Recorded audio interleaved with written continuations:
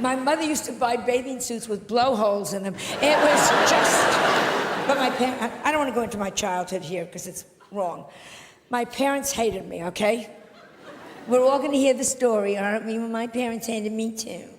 My parents... All I ever heard growing up is, why can't you be like your cousin Sheila?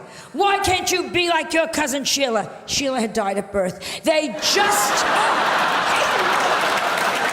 hated me. Whenever we would go, like, in front of a street, each parent would take my hand, hold our hand, we're crossing the street, and then they'd swing me into the traffic. They used to say, take candy from strangers. Ask the funny man in the raincoat, does he own a van? It is just...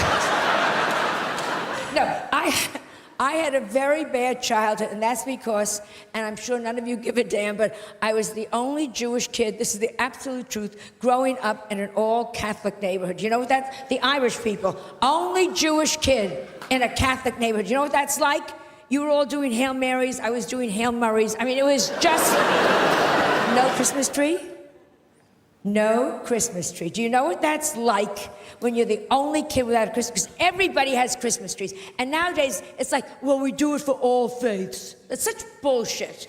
Yeah, we walk into an office building, and there's a Christmas tree, and there's a menorah. Bullshit. The Christmas tree goes up, up, up, up, up, up, up, up, up, up, up. There's like a little shitty menorah with 2 orange lights that some angry Puerto Ricans lit backwards. I mean, yes! Juan, you lit those lights backwards. Fuck you, you killed our Lord. I mean, it is just... So, I'm at the age where I figured, screw it, I'm gonna have a Christmas tree. I got the biggest Christmas tree I got a 2-story high Christmas tree. I put everything you could think of on that. Up, up, up, up, up, gorgeous, gorgeous, gorgeous. On the bottom, I got the manger. I got the whole goddamn thing going there. The wise men, the sheep. The only thing is, I have the baby, but I'm Jewish. I got him a nanny. It was just, oh yes. And I redressed Mary. She didn't look good. That stupid thing over her head, come on. I put her in a Chanel suit, Manolo Blahniks, and a Louis Vuitton pocketbook. You're the mother of God, look it. It is just... Am I wrong? If she had looked like that, she would have gotten into the inn. Yes. The point is, it's about looks. Mary, she looked good, she would have done better. Mother Teresa, oh, don't give me, oh, Mother Teresa, if she had looked better, she'd be a saint by now. Was she a bow wow? Yes. Did she need electrolysis? Let's talk to each other here. Even lepers were throwing their fingers at her. Here, get because it is all about looks. This is my message, Great Britain. This is my message. Looks count. Education, looks count. I have no sex appeal, and it has screwed me up for life. Peeping Toms look in my window, pull down the shade. You have no idea. My gynecologist examines me by telephone. It is just...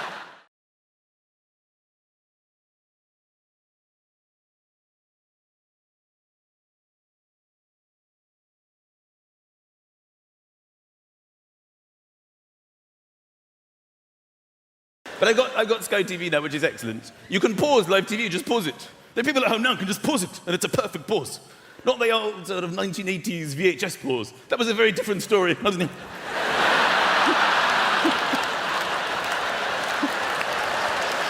You couldn't even see what you were watching in 1980s pause. People who weren't moving would start moving. Wasn't even moving in this scene.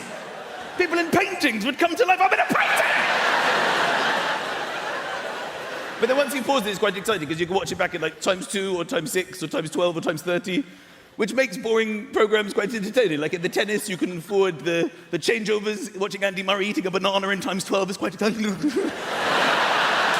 watched Deal or No Deal in ×30. It really whizzes along. I watch all TV. I watch TV just to slag it off, to be honest. Dragon's Den winds me right up. I know you're rich, dragons. You don't need to bring your cash with you. They sit there with cash on their tables. I'm so tremendously wealthy, all my bank accounts are full. I've had to bring additional funds with me tonight. What about you, Theopathetus? Have you got money on your table? Oh, I'm completely loaded. I've thrown money up onto my table, that's every time. What about you two dragons? Oh, yes, you've got a lot of cash here. All right, bring in the first poor person. Let's see what they've got. They come in trembling. Hello, dragons. Please, can I have some cash for the ideas in my brain? I feel sick just looking at poor people. The state of her clothing. For that reason, I'm out. What about you, Theopathetus? Are you out? I will be out, but I'm going to humiliate the bitch for 15 minutes. Then I will declare that I too am out. I'd like to go on Dragon's Den with a shotgun. Just stand there, pointing it at each of them individually, till one of them goes, so what's your idea? Quite simple, put that cash in this bag, all right? You get no equity. I like some TV. I watch it till the bitter end, literally like the early hours of the morning, till the signing zone, the death zone. That's when you know it's probably time for bed, you know? And there's somebody in the corner signing. You feel a bit like, this isn't really for me. They almost look at you like, come on, you could have watched this in the day. It's probably bedtime for you. Deaf people have been asleep all day to stay up for this. Have some respect. I like it when there's no dialogue in the show and they watch TV with you.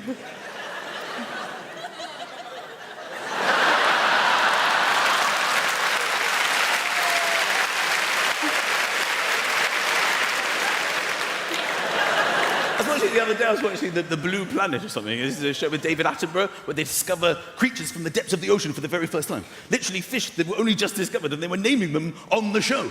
So he was going, here we have the newly discovered Diplodocus. And the signing guy was going...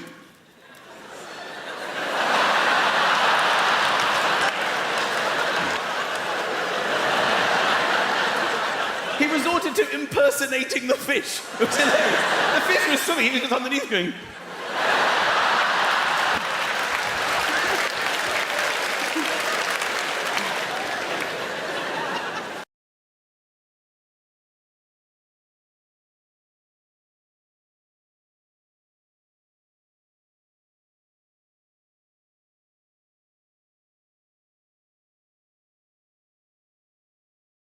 I've got the memory of an elephant. I remember one time I went to the zoo and saw an elephant.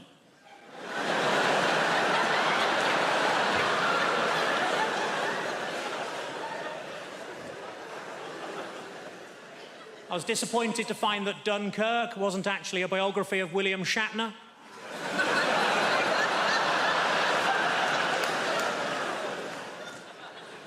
I accidentally kicked my dog early and it bit me on the bollocks. My mate said it's karma. I said, no, if anything, it's even more angry.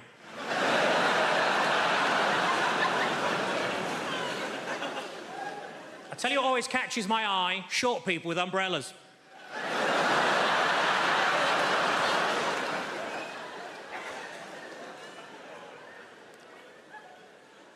I put on a lot of weight, so I rang up Weight Watchers. I said, it's an emergency, can you send somebody round? And they said, yes, we can, we got loads of them.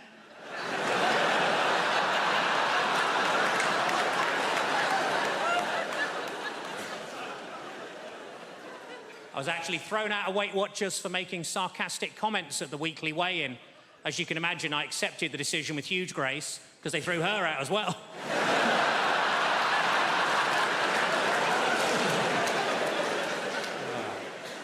I was watching TV, the announcer said there's a documentary about the clitoris on the red button, but I couldn't find it.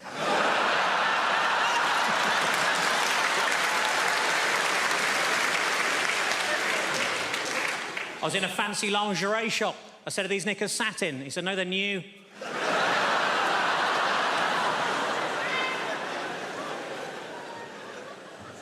I didn't know what to get my little niece for Christmas, so I asked my sister what she's into. Apparently, at the moment, she's mad about frozen stuff, so I got her some oven chips and peas. It's been a tough week. I got myself a memory foam mattress, and now it's trying to blackmail me.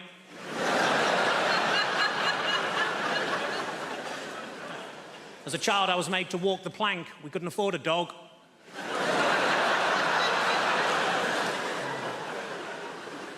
I went on a positive thinking course. It was shit. You would be. And it was half empty. The area in a Nando's between the front and back door is called the peri-perineum.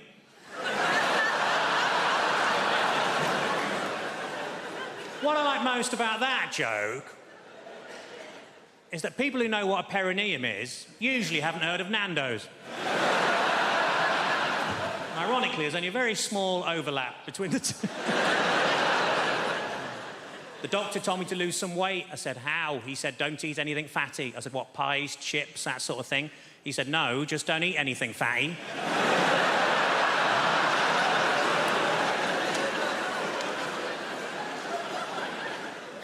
Old lady names are very much back in fashion at the minute, like Lily or Elsie or Rose, and we wanted something like that for our daughter, but we couldn't decide, so in the end we just called her Nan.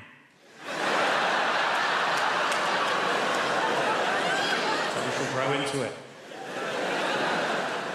People ask me all the time, so Rich, how did you end up becoming a comedian?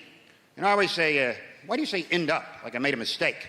It's kind of a polite conversation you have with a tramp. So fella, how'd you end up in a skip? The most fantastic job in the world, right? You make people laugh, you fella, with all that stress on your face. Look at you, sitting in the front row trying to get the jokes before anyone else. How desperate are you for comedy, my friend? Well, you people, bricks, but... Oh, I'm sorry, what? I wasn't expecting a response. Do you work? I'm a student. A student, all right. No more questions, Your Honor. It's very easy, no heavy lifting. Yeah? Why don't you think about being a comedian? What are you studying? History. History. That goes back a long time, doesn't it? Why don't you try American history? A couple hundred years. Boom, you're done. Listen, here's the thing, all right? You just say intelligent things stupidly. That's all there is to being a comedian. Or maybe it's stupid things intelligently. It's not rocket surgery. I'll tell you that right now. That's what I get asked all the time. So I bet you were the class clown. Were you the class clown? Screw you. Why would you suggest I took a childhood disorder and turned it into a career, you prick? No one ever says to a hooker, were you the class whore? I'll bet you were the class whore, weren't you? Let the mystery be. I love watching Brits snap. That is the greatest thing in the world. When a Brit snaps, you don't even know they've snapped. It's not like Americans who take out 8 or 9 people with a high-powered rifle because they're social animals. Brits snap and you go, 2 hours later thinking, I think that guy snapped while I was talking to him. At that point where he crushed the pint glass with his hand, he was a bit pissed off. That's why when it comes to a war on terror, something we invented, the war on terror, because Brits would never have a war on terrify, because what's not terrifying to Brits? Everything. They just don't show it, right? Brit, you've had giants plucking your daughters out of villages a couple thousand years ago. Look that one up, history boy. It's true. So the basic British reaction to anything terrifying is this.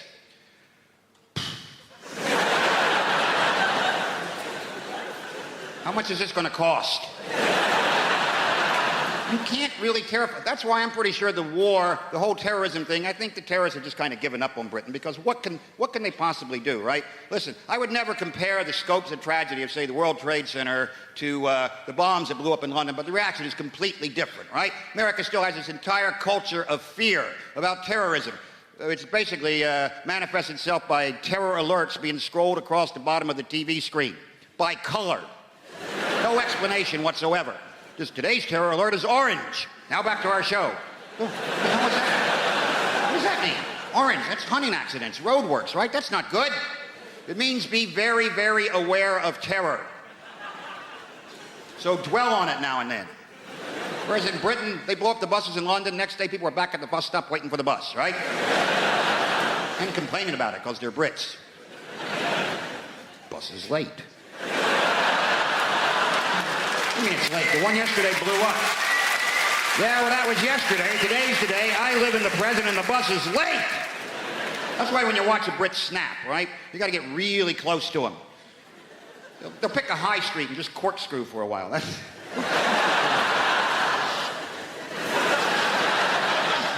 Not even knowing what direction to... What direction is corkscrew anyway? This is bullshit. And then you get too close and then you get sucked into the vortex, right? Are you okay? That moment when a Brit truly snaps, and it looks like this. I'm gonna write a letter. That's it. I've been pushed to the brink, you bastard. Nobody treats me like this, you son of a bitch. Huh? I'm not emailing this, I'm writing this. Wait till you get that tomorrow. Big red pillar box right in the mail. Postal strike. Yes, you know what I love about London town is we welcome all the people from all around the world, innit? I bet you he's got people from overseas in the house tonight. Overseas people, show me some love. Loads and loads and loads. What about over there? I saw a few people who was from overseas. Where are you from, guys? Australia. Welcome the Australians. There's so many Aussies in London. We even got nicknames for each other. That's crazy. You call us Poms, innit? Yeah. We call you racists.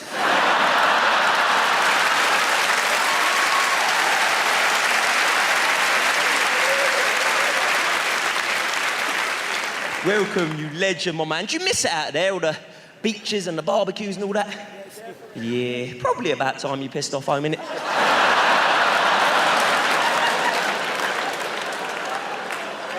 Jokes, jokes, jokes, you legend. It's just banter. Do you know what I mean? We'll have a drink in the bar afterwards? Yes. Promise you'll serve me first, though.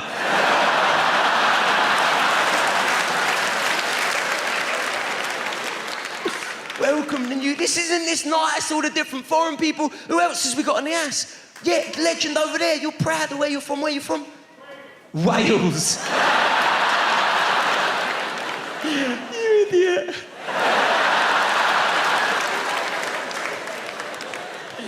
They get well wound up when we call them sheep shaggers, innit? Don't know why you don't just stop it, but there you go. Welcome, geese. I've been to Wales. It's a nice place, isn't it? There's even like a time difference, ain't there, which I couldn't believe. Yes, I was in Swansea. They're about 8 years behind.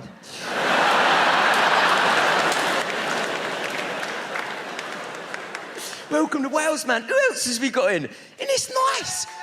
What's that, you legend? Kenya! Kenya? Oh, welcome, you legend. I got African relatives of my own. I feel like there's a bond there. I never knew I had African relatives until I got an email out of the blue about 2 weeks ago.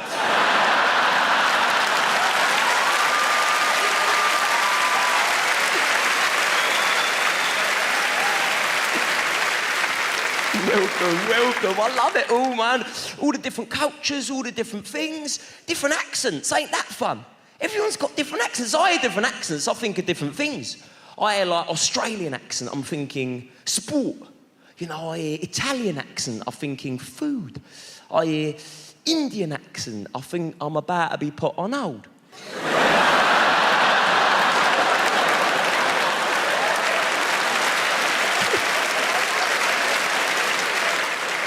Welcome all of yous, man. Welcome all of yous. Because that's the thing about London, we do welcome ya. You know, come along, have a giggle. I'll say there's only one day every year when we don't welcome the foreigners. When we let all the frustrations on the foreigners out of the system. Just one day every year in London. London's, you know what I'm talking about, innit? That one day every year, we close down all the roads in the centre of London. Thousands of people chase after these 5 Kenyans.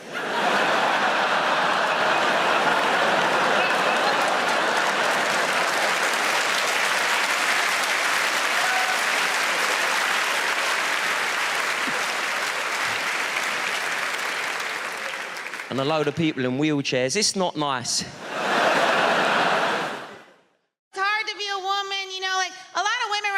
Posting naked or almost naked pictures online to show how confident we are.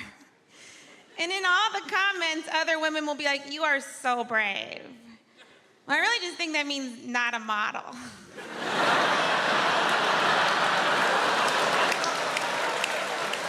Also, it's not brave. There's no soldier looking down at that picture being like, "Oh, what a brave lady." You know, a man posts a naked picture, he just loses custody of his kids. And if showing your weird body's brave, then the guy that masturbated in front of me on the subway is very brave. Because he had a real weird body. And he was making weird faces. He might be the bravest man I know. But that's the thing, we're supposed to care so much about our bodies as women, you know? And there's even campaigns that we should love our bodies and be confident in our bodies. Or we could just stop caring about it. Because you know who doesn't care about their bodies? Men. You know what men are? Successful. Men are presidents, men are CEOs. You've never heard a CEO go, I want to get profits up and keep costs down and love me for me. 3 p.m. we're going to have a meeting about how I can accept the fact that I have my mother's thighs. You know who should care about their bodies? Men. You have weird bodies, men. You're gross. Your balls are gross. I've never seen a guy be like, oh, I can't wait to get his pants off and see that weird bag of stuff between his legs. What is it? It's like when you go to a haunted house and you stick your hand in a jar, you're like, please be grapes. Balls seem like a real god whoopsie. It's like when you're putting together furniture and you got a couple leftover screws and you're like, well, those were supposed to go somewhere. I guess I'll hang them from a satchel. Even the name sounds like a mistake. What are you gonna call them? Scrotum. Okay. This is how you knew God didn't care about balls at all. Everything else important, he covered in bone. Balls, he was like, let them fly. You are so lucky we get our faces near them. If a woman puts your balls in her mouth, you should pay her a lot of money. And not in like a prostitute way, and like a, I don't know how else to say thank you. This is a very nice thing you just did to me. And you didn't get any pleasure out of it. There's not a single woman that's like, that's what does it for me. You were more of a saint than Mother Teresa for that. There's no way she ever did it. I get one wrinkle, my career is over. I have to put paint on my face just to leave my home. And you guys get to walk around those wrinkly, dangly bags of crap. You should have to put makeup on them. Or at the very least, googly eyes. I don't know if that'd be better or worse, it'd be fun. He's happy, he's sad. He lost his boner. And I don't know how we ever let you guys get away with calling our boobs saggy. Your balls are saggy. You should wear a bra. And you make it fancy.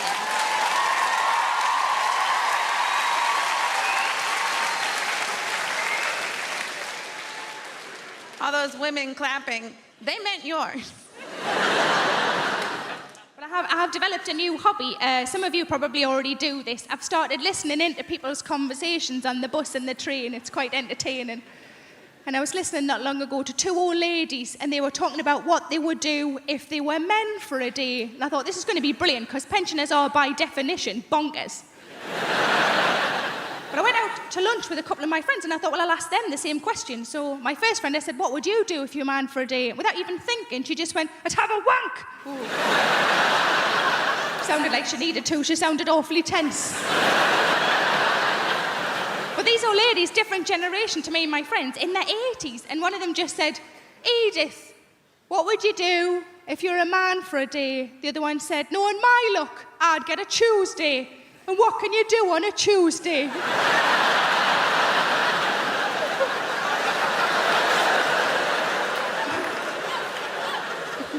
My second friend, I said, what would you do if you're a man for a day? She just said, I just do everything. And I thought she meant like in a sexual way. And I said, is that what you mean? Like you just do everything? And I said, is that what you mean? She went, no, just all the little jobs round the house. But I've been trying to go on a diet. I'm not really very successful. But I find that whenever I go shopping and I can't get into things, you know, when you try clothes on and you're the size you weren't expecting to be, I just come home and I put on a song, and the song is Big Girls Don't Cry. You know the song? There's a couple of versions of it. Big girls don't cry. Such a load of rubbish, that, isn't it? Big girls don't cry. Yeah, they do. Cry because they're fat, cry because they can't get a boyfriend, and they cry because there's no trifle left.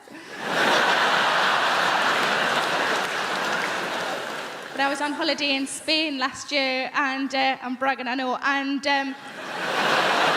outside the hotel hotel was a lovely pool, and I wanted to go in the pool, of course I did, but I'm not overly confident with my figure in a swimming costume. And I was watching the women who were walking in the pool, and these were like tiny, you know, these wafer-thin, tiny women. And I thought, I'm not going to walk in with one of them. If I walk in with one of them, people are going to think I've bloody eaten one. And I wouldn't anyway, because there's no meat on them.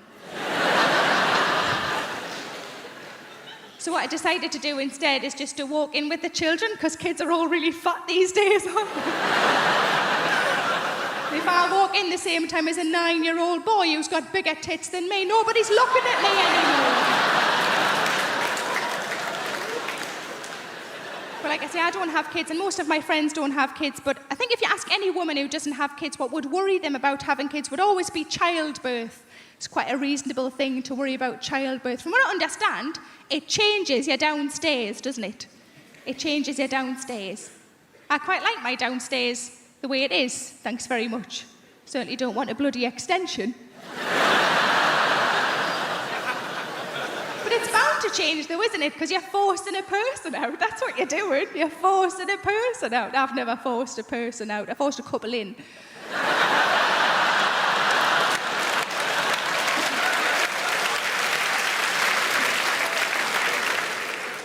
With a shoehorn. And when I go back to America, man, we're not good at taking the piss out of ourselves. We're a younger country. We haven't learned that skill yet. That's a very advanced thing y'all do. We ain't worked that out yet. You know, in America, we used to feeling one emotion at a time, you know? And just, you know, we get mixed up like that. It's just, in America, too, we love catchphrases. We love slogans. We love stuff like that. And we found a way for justification to sound like empowerment. That's right. We have phrases like, be true to yourself, follow your heart, follow your dream. There was a movie a few years ago called Batman Begins, and it had one of them catchphrases, and Americans loved it. To conquer fear, you must become fear. Well, how the hell you do that? And it's just a way for Batman to justify being violent. I can take that same phrase and justify whatever I want. If I gain too much weight, I can justify it by going, to conquer fat, you must become fat.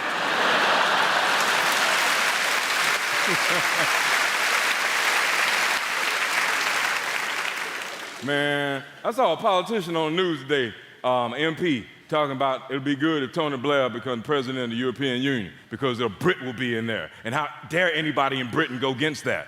Well, how about the best man for the job? How about that? How about that? And like, I know that kind of thinking because I grew up with that. I was always taught that I had to support every black person no matter what they did. So that meant I tried for years really hard to support Don King and Robert Mugabe. And it's hard. It's hard. I tried. I swear to God, I tried, man. A few years ago, I was watching Wimbledon and Serena Williams playing. And I'm not a fan, but I admire her game. She got a strong game, and not just the physical, but the psychological. Every time she hits the ball, right, she makes this grunt. It's like this, and that's a hell of a psych job to do on your opponent. Every time you hit the ball, you release this guttural grunt that's like, It's like what you're saying is, with every fiber of my being, I'm trying to kill you. Imagine playing somebody in checkers like that.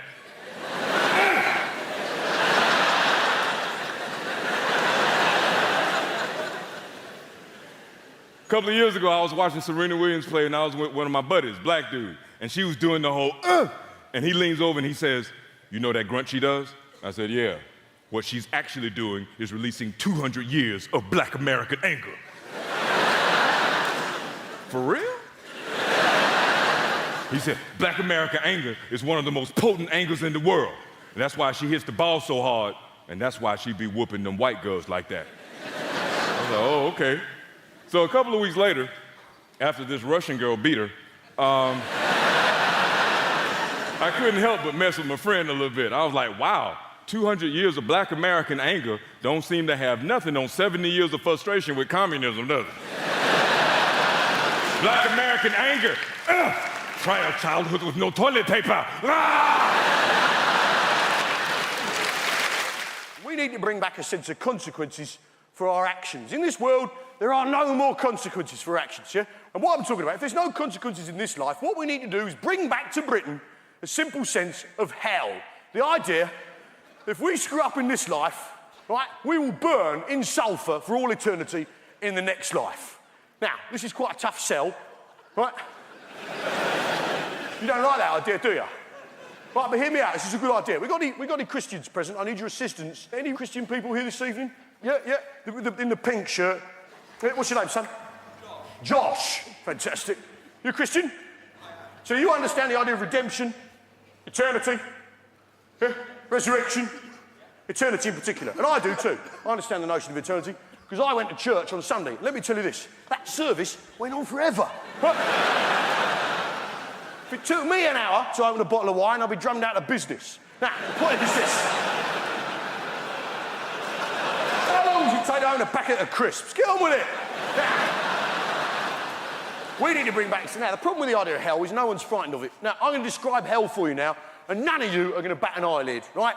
And while your body's boiling in the mouldering in the grave, we'll take your soul and boil it in boiling oil for 1,000 millennium. Then after that, 2 sulphurous demons, emissaries of Satan himself, will come along, pull out your kidneys and set fire to them on the red-hot coals of hell itself. Then after this, another demon will come along, pull out your eyeballs, stick them on a red-hot poker, burn them on the hot coals of hell, and stick them up your arsehole, and they'll come out your own mouth with the shit on it. And this will go on forever. So you're not bothered by that, are you? In fact, most of you are laughing at it. Huh? In fact, most of us, being British, are thinking, well, come on then! Call yourself the devil! And that's the interesting thing about hell, isn't it? When you describe it, when someone describes hell, it tells you everything you need to know about that person, right? And what he's like and what his people are like. And I describe hell then in a normal British accent, which tells you that we, the British, are stoic, tough people who could take absolutely bloody anything. Right? And that's the interesting thing about hell. It tells you about the people telling you about it. Hell, in a French accent, for instance, sounds like a recipe. And while the body is lying down and the worms inside the flesh, we take out the soul and place it in very hot oil for a long time. Then, once it is tender, 2 demons come together at once, remove the kidneys and place them on the hot coals with a little white wine vinegar, some sea salt, and some rosemary, and cook them till they're brown on the outside, but still pink in the middle. Then after this, we take the eyeballs, place them on the hot coals, cook them till they're crunchy on the outside, runny in the middle, on the hot poker, stick them up the arse, they come out the mouth with the shit on. It is delicious. Absolutely delicious. Hey, you see? Perverts! Perverts, basically, yeah?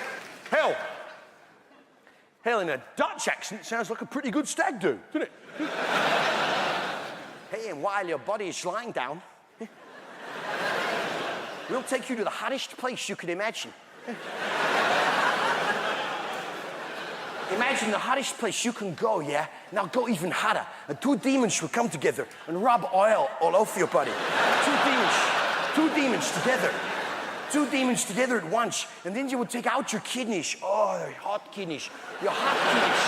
And place the kidneys in a hot place and cook the kidneys till they're hard, until your kidneys are hard. And then take out your eyeballs and stick them in your bum hole. And this will cost you 45 euros. Hey, I mean, really? Sounds like an agreeable weekend. I was such a fat kid. My mother used to buy bathing suits with blowholes in them. It was just... But my parents, I don't want to go into my childhood here because it's wrong. My parents hated me, okay? We're all going to hear the story, aren't we? Well, my parents hated me too. My parents, all I ever heard growing up is, why can't you be like your cousin Sheila? Why can't you be like your cousin Sheila? Sheila had died at birth. They just hated me. Whenever we would go like in front of a street, each parent would take my hand, hold our hand, we're crossing the street, and then they'd swing me into the traffic. They used to say, take candy from strangers. Ask the funny man in the raincoat, does he own a van? No, I had a very bad childhood, and that's because, and I'm sure none of you give a damn, but I was the only Jewish kid, this is the absolute truth, growing up in an all-Catholic neighborhood. You know what that's? The Irish people. Only Jewish kid in a Catholic neighborhood. You know what that's like? You were all doing Hail Marys. I was doing Hail Murrays. I mean, it was just no Christmas tree.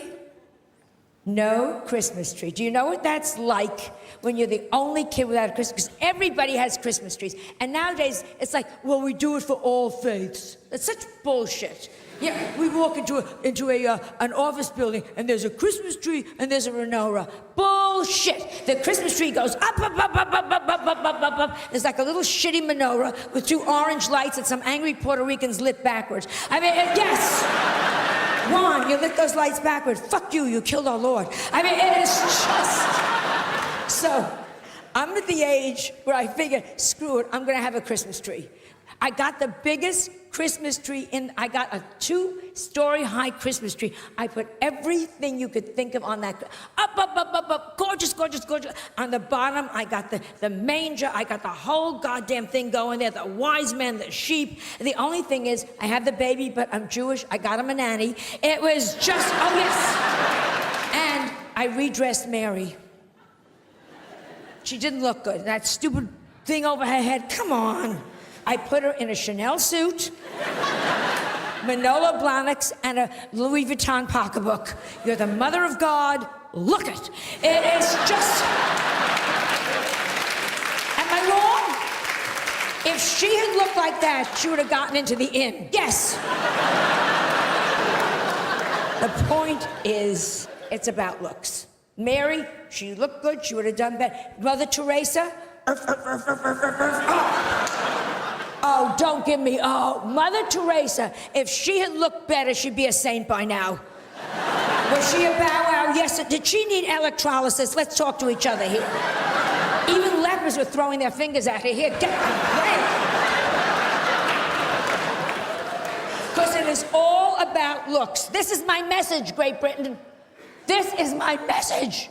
Looks count. Education, looks count. I have no sex appeal, and it has screwed me up for life. Peeping Toms look in my window, pull down the shade. You have no idea. My gynecologist examines me by telephone. It is just... I have a theory that masturbation is a kind of summoning spell for your own rational mind. Because we're all so driven by hormones and by desire. Sometimes you've got to have a wank to speak to your real self. You have a wank, you go, oh, I should have shagged my ex one last time. I'll text her, I'll meet her, I'll shag her. And then you come and a little voice comes on in your head that goes, yeah, don't do that, mate.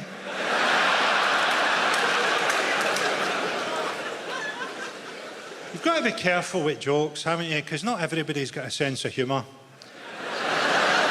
I can remember when I first realised not everybody's got a sense of humour. I was 13, I was at school, and we were doing a class on stereotypes. The teacher was a really good guy. He's just talking about how stupid stereotypes are. And he was talking about a stereotype that day that's so old-fashioned and so Scottish that you definitely won't have heard it. Have you ever heard the stereotype that deaf people are really strong? That was a genuine thing when I was growing up. Deaf people, particularly deaf and dumb people, were believed to be really strong. And the teacher said, think how stupid that is. Have you ever seen a deaf contender for the heavyweight championship of the world? And me, aged 13, I put my hand up and I went, there was one, sir, but he was disqualified for punching after the bell. And nobody laughed. And I knew right then that life was going to feel pretty long. You've got to have a bit of leeway with jokes, haven't you? I can't write jokes for the average person, can I? The average person is Chinese.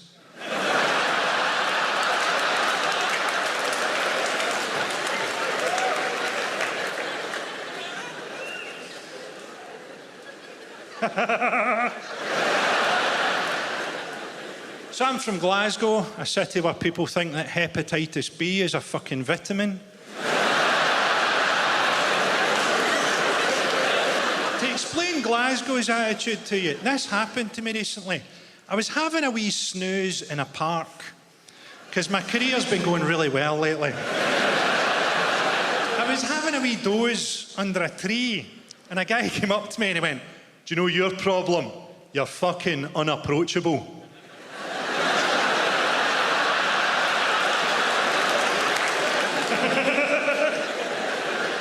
Glasgow's like an entirely negative city. I went to a coffee shop one time. Two middle-aged women sat across from me, and they started to moan as they sat down about how long they thought the coffee was going to take. So nothing had happened, and they were both angry. And coffee turned up, and the first one takes a sip and goes, "That's not very good, is it?" And the second one takes a sip of hers and goes, "I don't even like coffee." I think English people don't really understand Scottish attitudes. You think that we all just want to see the English football team get beaten. But actually, a lot of us would much rather see the team playing crash into an oil refinery. I enjoyed reading about Sam Allardyce. I didn't realise English football had a corruption problem. I thought the only problems in English football were racism, sexism, homophobia, match fixing, gambling, sexual assaults, and the failure to perform at major tournaments.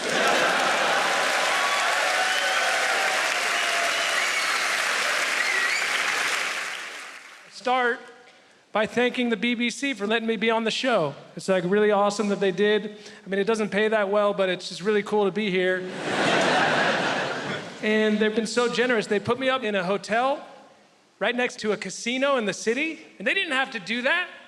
I'm not criticizing the BBC. It's not their responsibility to know that I have a gambling addiction, because it's about self-knowledge.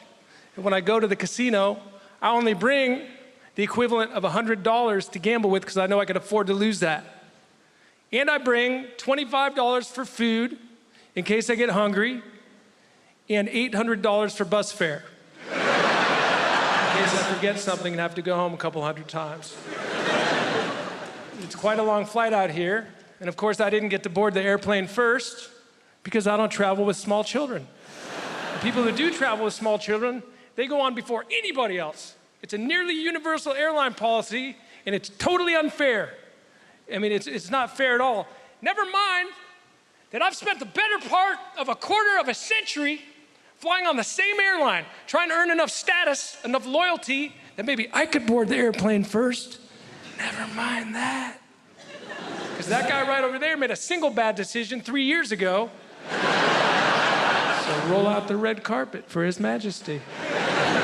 And I'm not having to go at kids or parents. In fact, it's in defense of children. Little kids don't want to be jammed on the airplane right away. Small children do not enjoy air travel. And they've been making this abundantly clear for as long as I can remember. In fact, the airline should reverse the policy. They should say, small children stay at the airport till the last minute. They should say, anybody without small children, you may now board the airplane first, that you might enjoy a short moment of Zen. Then the attendant would guide us like, okay, everybody just breathe in and release. Okay, here they come. I think I'm ready for this. But I also want to admit, in the interest of being open-minded, that I don't know why the kids got aboard first. And maybe there's a really good reason why the kids got aboard first that I don't know about, because I don't get to go on there with them. So I don't know what they do in there. I mean, maybe they got to do like a pre-flight sound check. I'm serious. Maybe they get on the airplane and they're like, wah, wah. Is that good in the back? Can you hear that? Is that sufficiently piercing?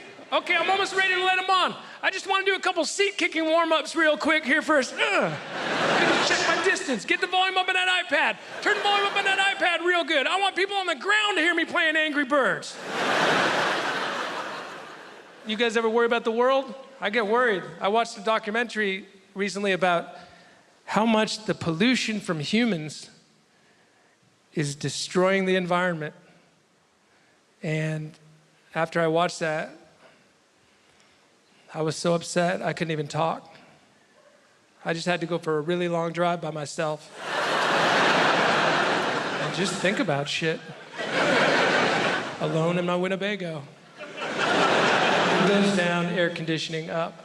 A little bit of hairspray, because when I'm looking good, I'm feeling good.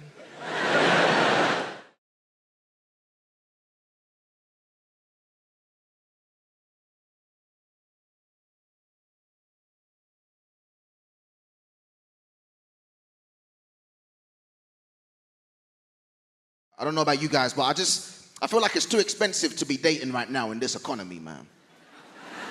All my go-to moves for dating, I can't even afford them no more. I'm pissed off, you know? I used to do the Netflix and chill. That was my go-to move, but that subscription is too much right now. I can't afford it, okay?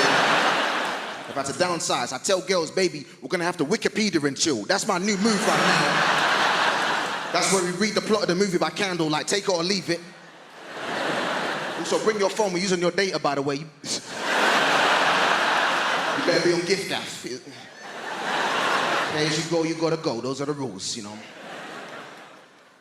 There's consequences to that, though. I had a girl break up with me just because I didn't have money, and she got a new boyfriend. He's a nice guy, I know, because I stalk him online sometimes. He's a really nice man. Treats my girl really well, he really does. He buys her expensive handbags and things like that, and that's when I realized I can't compete, man. I can't compete with that. I never even bought this girl a bag for life, not one time. That's cheap. I'll be in Tesco like, baby, you better put that cheese in your pocket. We're not spending that 50p right there. These gold diggers want my plastic bags. They can't have them. That's my bag right there. I'm not a big fan of social media, man. I'm really not. Because I feel like with social media, when you break up with somebody, you can see what they're up to online. I don't like that. I prefer in the past where you broke up with somebody, you could just lie to yourself and pretend that they were still unhappy. That was a good era. I like that. You just be lying to yourself. You be like, man, she probably missing me all the time. She probably sad, you know. Now you just go on her Instagram and you're like, oh no, she 100% made the right decision. Good for her, man. I haven't seen her smile like this in years. In fact, she's thriving. She's got 3 bags for life in one photo. She leveled up for real, but congratulations to you, baby, you know.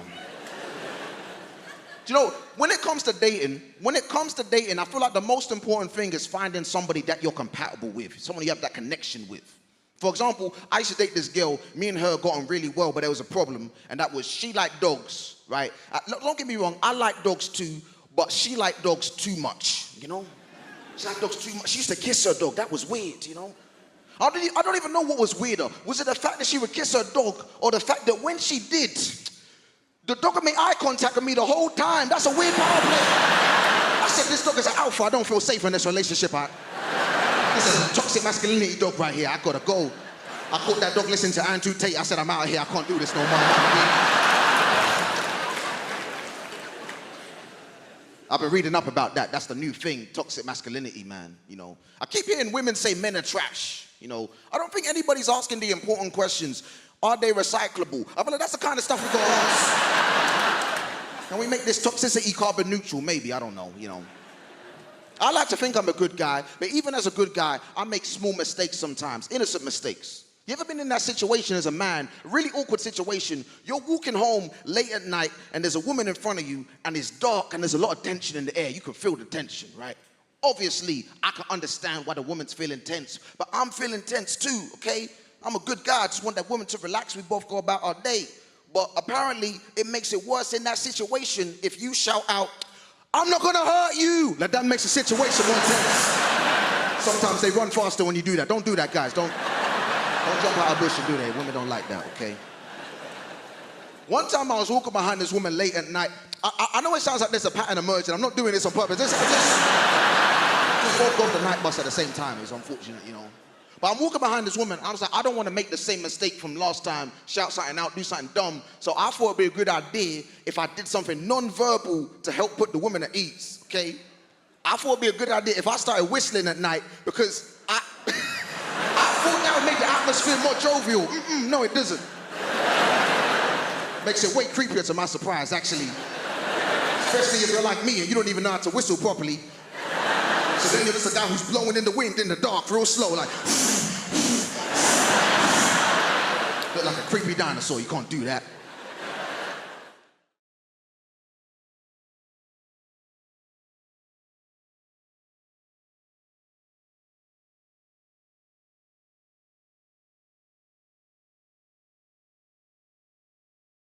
My wife gave birth to two little girls, and exciting. It's exciting. The hardest thing with twins, of course, is picking your favourite.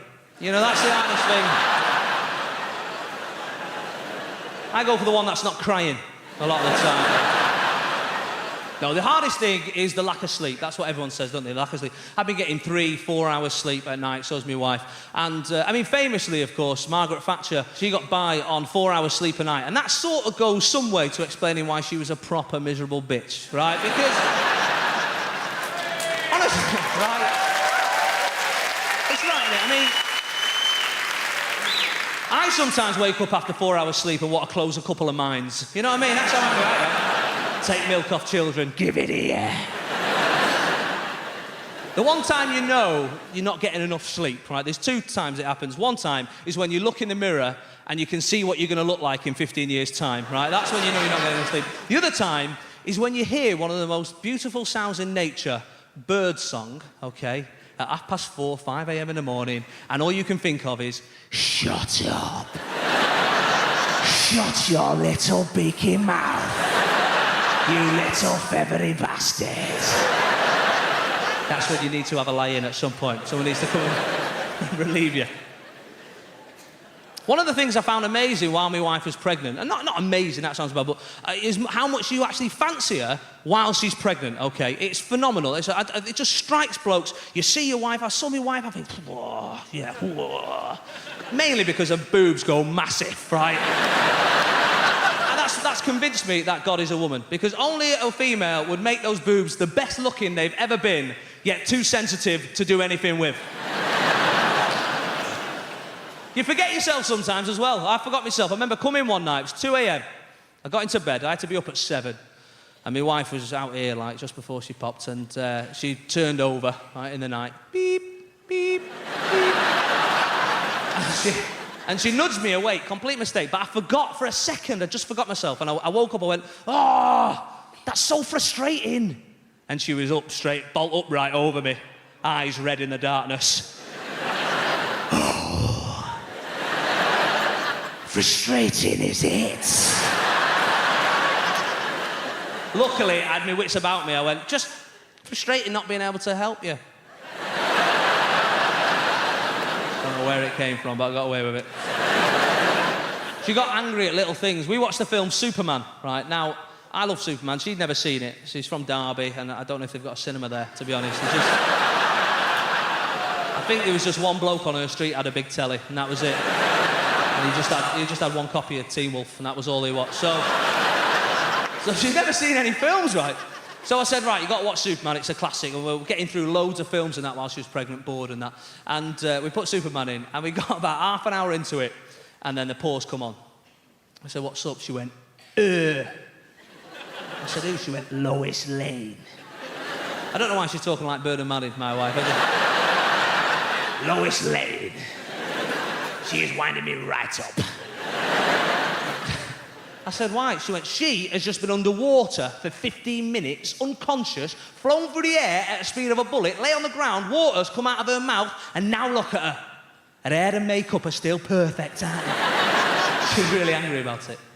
But I sort of tried to appease her. I said, listen, that's because she's a Hollywood film star. She doesn't work at Greg's in Chorley. Right now, I shouldn't have said that. My wife's a supervisor. It was out of order, okay? No steak bakes for a week. I was starving.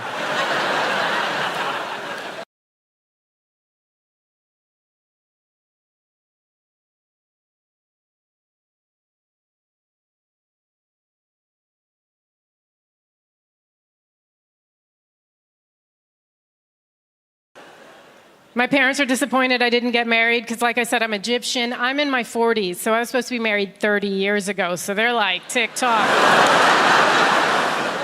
When's this happening? But they don't understand dating. My parents didn't date. They were in arranged marriage. They met on The Bachelor season 3, I think. They don't get that joke or anything I do, but I was supposed to be a doctor or a lawyer or an engineer, which is pretty typical for Arabs, actually. Like, I went to Palestine once to do comedy there because that's what that region needs, just dick jokes. So thought I'd help. And after the show, there was a Q&A, and somebody in the audience was like, why did you decide to become a comedian? And as a joke, I was like, oh, I wasn't smart enough to be a doctor. But they didn't get it. They were like, oh, I'm sorry. maybe if you study harder, you can do it. I was like, yeah, definitely. This is a lifelong dream. That's all right. My dad thinks I'm his responsibility until I'm my husband's responsibility. But at no point am I to be my own responsibility, right? Like the women in my culture need a chaperone through life. Like we just don't have the same rights as the men. Because my dad wanted to move from Cairo to America, so he just moved. You're a man, bye, right? My mom wanted to move from Cairo to America, and they were like, well, let's find you a husband in America. And that's how they met. 3 of my aunts became nuns. That's a lot of nuns for one family. And I was like, Mom, why did all your sisters become nuns? She was like, because they didn't want to get married. And then she caught herself. She's like, because they love God. I was like, no, I knew it. They saw their options. Meet Samir. He doesn't know how to do his own laundry, and he has hummus in his beard right now. You can have sex with him every night, or meet God. The only thing you have to do on your knees is pray. And they were like, yep, God, that's perfect. Thank you. I love being in London because it's so close to the rest of Europe. I love to travel. I go to Paris. Tell my American friends I'm going to Paris. They get so excited for me. They're like, oh my God, Paris, we love that for you. We love Amelie. And I tell people here I'm going to Paris. You don't give a shit at all. All you ever say when I say I'm going there is, oh, cool, how are you getting there? Are you taking the train? Oh, the train's so great. You're gonna love the train. Like, cool.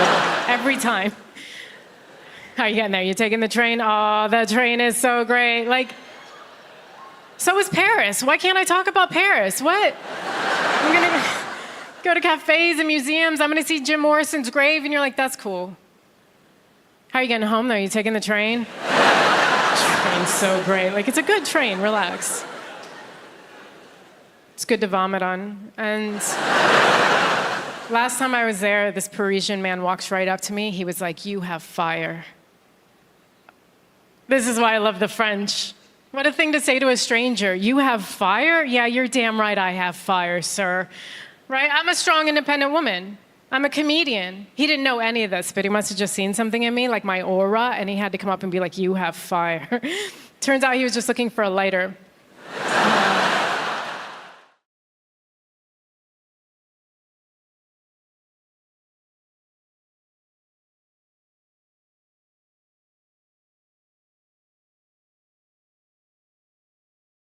You don't need to be in the army these days to get a gun if you're a young person. A lot of gun crime on the streets, a lot of caps getting popped.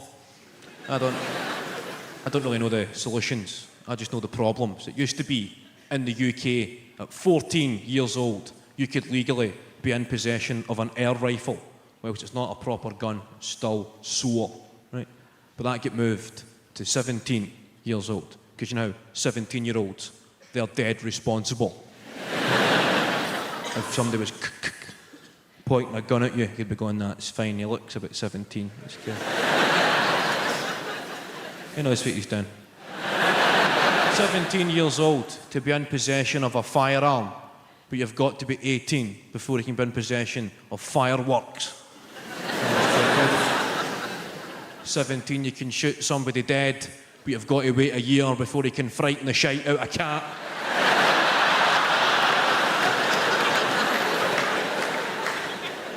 But drugs, I get offered drugs quite a lot in this game. You get offered the usual suspects like ecstasy, speed, and a drug called horse tranquilizer.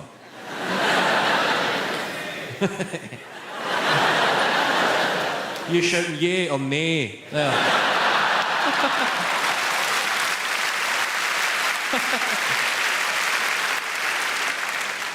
I can understand people who don't know anything about drugs. Maybe trying ecstasy because it sounds quite good. Well, the connotations of the name, ecstasy. You think of states of euphoria and happiness. And then speed is pretty self-explanatory. Then horse tranquilizer. That hardly sounds the most sociable of evenings.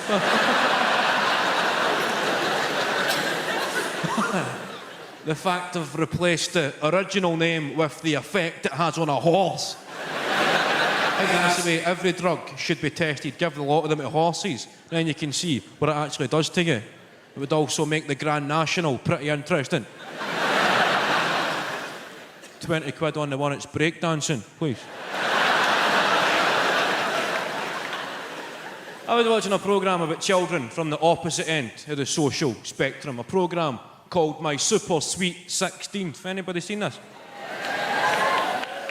Don't get too excited, it's quite shite. Right, I was watching it about 2 o'clock in the morning when the TV's quite shite. Anybody watch late night telly? You ever been up that late at night when the TV just goes, get to bed? There's nothing to see here. Unless you're a deaf baseball fan with a gambling problem. Peter.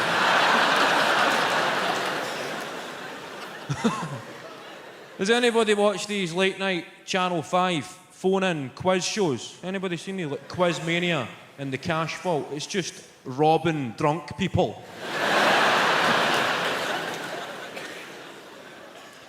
No, you come in at night, there's some guy going, okay, everybody, okay, thanks for watching, okay. For £10,000, we're looking for a guy's name.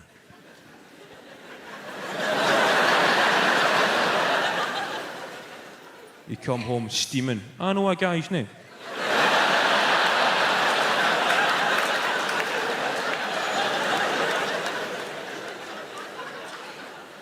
£10,000. I know a few guys' names.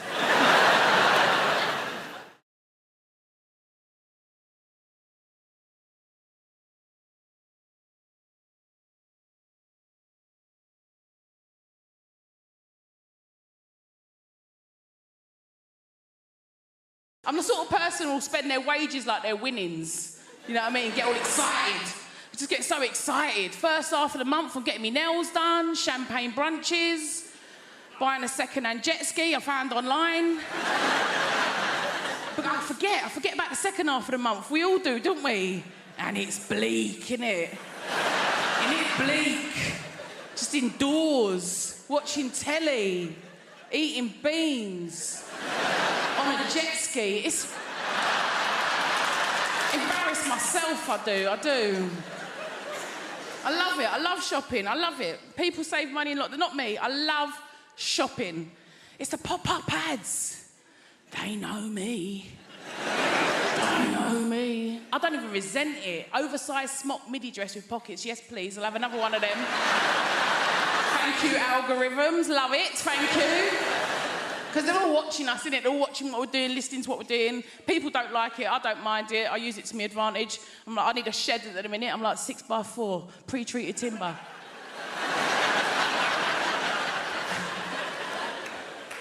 Works every time, but people get paranoid. Don't we right to get paranoid? Like my mum, paranoid. My mum is paranoid.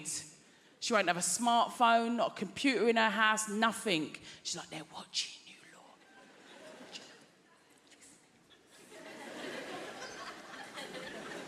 I said, it don't matter, does it, Mum? I said, it don't matter if you ain't got anything to hide. Do you know what my 73-year-old mother said to that? I have. I thought... slow down, top girl. Say nothing, say nothing. Nutter. She's right, of course she's right. You had to do what you had to do to get through lockdown, that's what I say. Do you know what I mean? People were stockpiling. I've got 3 kids. There was no such thing as stockpiling with 3 kids, let me tell you that. Every other day I was going out for more Jack Daniels. I don't know. It's got to be done, though, innit? I just know what it is. Now we've all got all our freedoms, I'm worried about myself because I feel like nothing's actually as fun as you think it's going to be. Maybe it's me. There's a lot of stuff I don't get, like Brighton and tapas. Maybe it is me. But I feel like other people are pretending to have fun. Do you know what I mean? Spa days. Do you like spa day? I don't think you do. Brunches? Girls, how have we signed up to 50 quid brunches? How has that become a thing, a standard? When did that happen? Not even birthdays. It's mad. I'd rather get drunk with my own scrambled eggs. Do you know what I mean? Holidays? You bothered about a holiday? No, I'm not. Again, I think you like the idea of a holiday. Do you know what I mean? I like looking for them, booking them, actually doing them. Hard work, I think. It's true though, isn't it? Do you know what? I think I would genuinely rather be hospitalised. Can you imagine? Food, drink, drugs brought straight to your bed. That costs hundreds in Ibiza, hundreds. I'd start clapping for the NHS again, I would. I love it.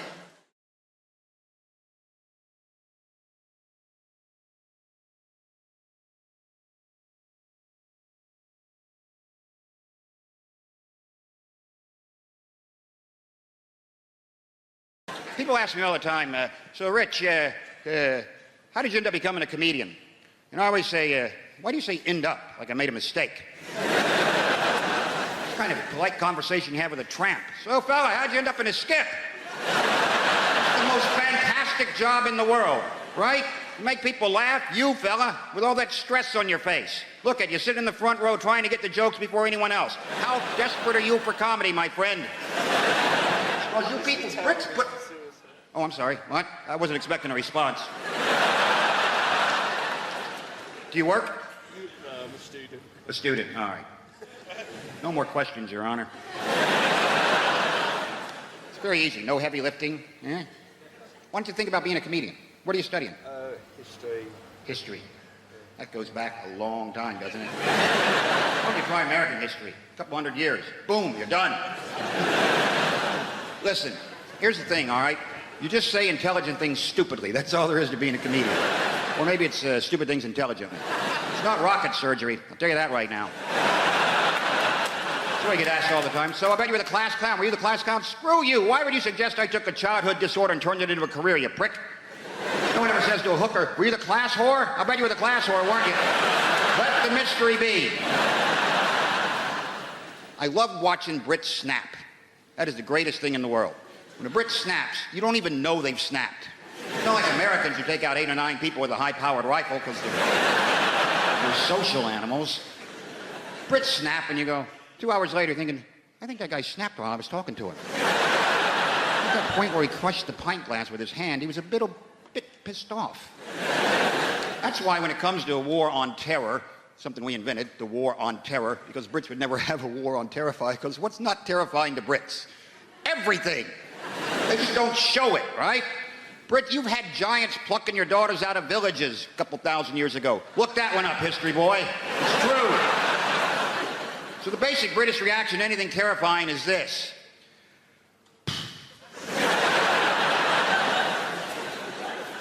How much is this going to cost?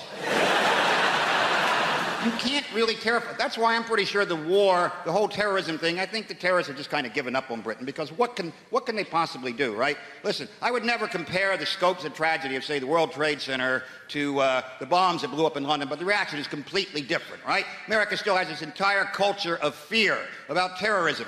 It's basically manifests itself by terror alerts being scrolled across the bottom of the TV screen by color. No explanation whatsoever. Just today's terror alert is orange. Now back to our show. What the hell was that? What does that mean? Orange, that's hunting accidents, roadworks, right? That's not good. It means be very, very aware of terror. So dwell on it now and then. Whereas in Britain, they blow up the buses in London. Next day, people are back at the bus stop waiting for the bus, right? And complaining about it because they're Brits. Bus is late. I mean, it's late. The one yesterday blew up. Yeah, well, that was yesterday. Today's today. I live in the present and the bus is late. That's why when you watch a Brit snap, right, you got to get really close to them. They'll pick a high street and just corkscrew for a while. That's...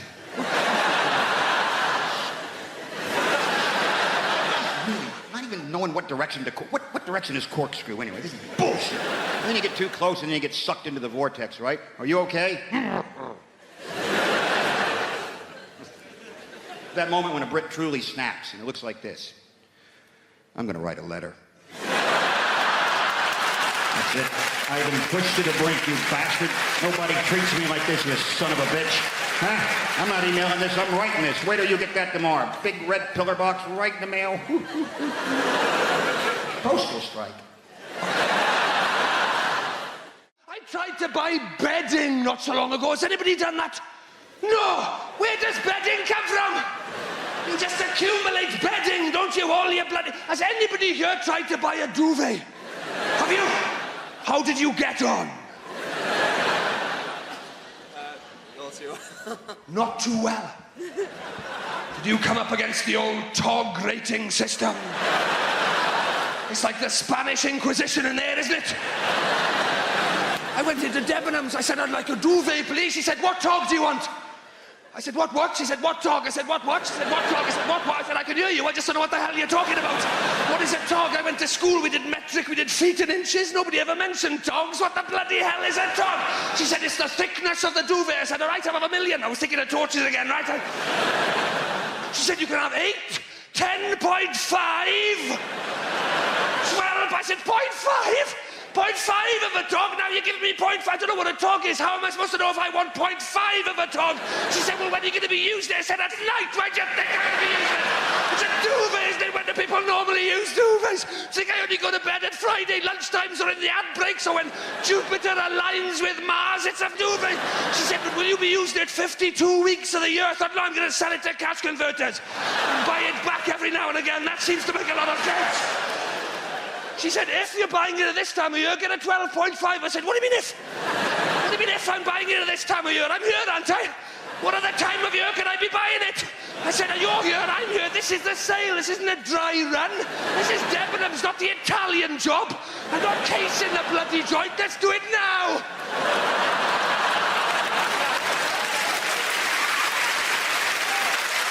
Oh, it's not even finished. I'm not even halfway through. She said, well, how much do you want to spend? I said, if you're selling it now, about £30. She said, oh, you'll have to have feather. Oh, you'll have to have feather for that. Oh, you'll have to have a feather one for that price. I said, that's all right, I'll have a feather one. That sounds all right. Oh, no, they get a bit prickly. Oh, did you have this? They get a bit prickly, the feather ones. It's the quill bits, you see, the quill bits. They get a bit prickly. I thought, well, what the hell are you doing filling a duvet with prickly quill bits? I can't think of anything worse to fill a duvet with than something prickly, unless you've got them out the back full of stabby things or burny stuff. I said, I just want a nice, soft, comfortable duvet. Is this too much to ask? Just give me a nice, soft, comfortable duvet. She said, well, get down then. I hit the deck like my nerves had gone. She said, get up. I said, you said get down. She said, I meant get down instead of feather, you bloody idiot. Get down instead of feather. I said, all right, I will have down. At last we're getting somewhere. I will have down. Give me, she said, do you want duck or goose? I said, I'm going to punch you in a minute. Down you in a minute. I don't care if it's duck or goose. I'm not going to eat it. I'm just going to sleep under the bloody thing. All right, duck. She didn't. I punched her. She went down. I said duck. I told you duck. She said, I thought you meant duck instead of goose. I thought you meant... I said, no, you started that shit. I couldn't care less whether it's duck or goose. She said, but goose is much more comfortable than duck, sir. Goose is much more comfortable than duck. I thought, is it? Is it really that much more comfortable? How much more comfortable than duck and goose be? Have you ever seen a particularly uncomfortable duck, madam? Because I haven't. Have you ever had a duck waddle up to you going, it's all right for them geese, this is bloody killing me, this. We need to bring back a sense of consequences for our actions. In this world, there are no more consequences for actions, yeah? And what I'm talking about, if there's no consequences in this life, what we need to do is bring back to Britain a simple sense of hell. The idea, if we screw up in this life, right, we will burn in sulphur for all eternity in the next life. Now, this is quite a tough sell, right? You don't like that idea, do you? Right, but hear me out, this is a good idea. We got any Christians present? I need your assistance. Any Christian people here this evening? Yeah, in the pink shirt.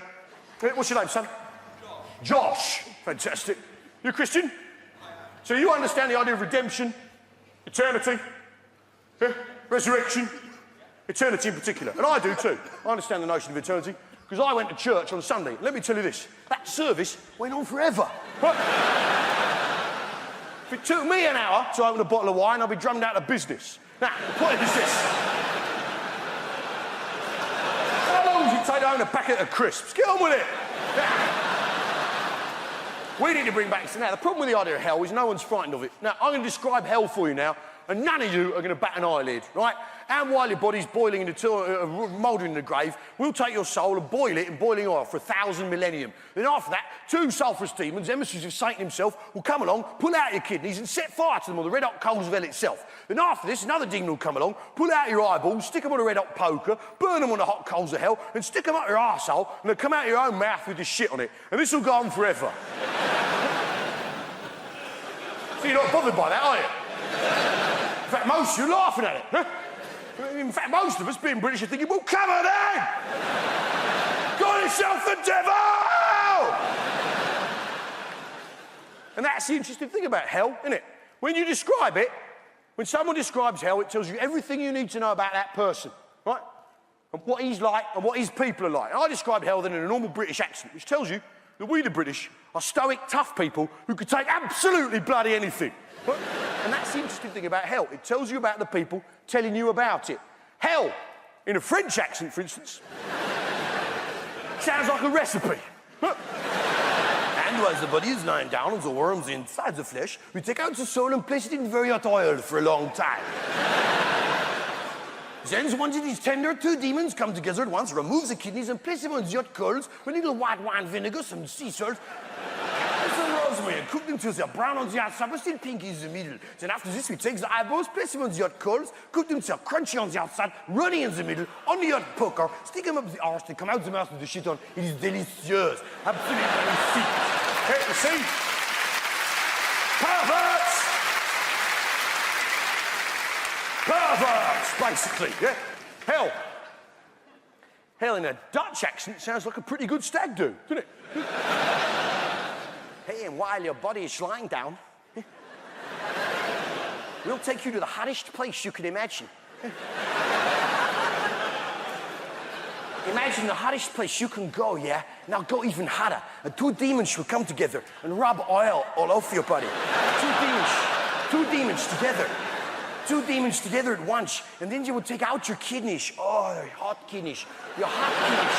And place the kidneys in a hot place and cook the kidneys till they're hard, until your kidneys are hard. And then take out your eyeballs and stick them in your bum hole. And this will cost you 45 euros. Hey, I mean, really? Sounds like an agreeable weekend. So I came to Britain in the early 80s. We were refugees long before it became fashionable. But my favourite immigrants are Polish people because they've properly confused old-fashioned racists. Have you seen them? They don't know what to do. What do we do? What do we say? They're immigrants, but they're white. I had this one bloke go, bloody Poles coming over here with their work ethic. Which isn't very politically correct, and I try so hard to be politically correct. Sometimes I take it too far. I was at a party recently and I said to my friend, have you met Steve? He's a really nice guy. My friend goes, which one's Steve? Steve was the only black guy in the room. I found myself going, Steve, yeah, he's over there. He's got blue jeans on, a grey T-shirt, sort of curly hair, and a Nigerian accent. And once I was performing at a comedy club and there was 2 black guys in the front row, like you two, but men and black. You are a man, sir, I'm sorry. It's the lights. And I said to them, so how do you two know each other? And they looked at each other and went, we don't. Might as well have had NF tattooed on my forehead. I didn't, it was felt tip. I like friendly, a little bit of friendly racism is nice. When I was a little girl, I used to always go to my friend Katie's house, and every time her dad opened the door, he'd go, hello, Shappy, been on holiday?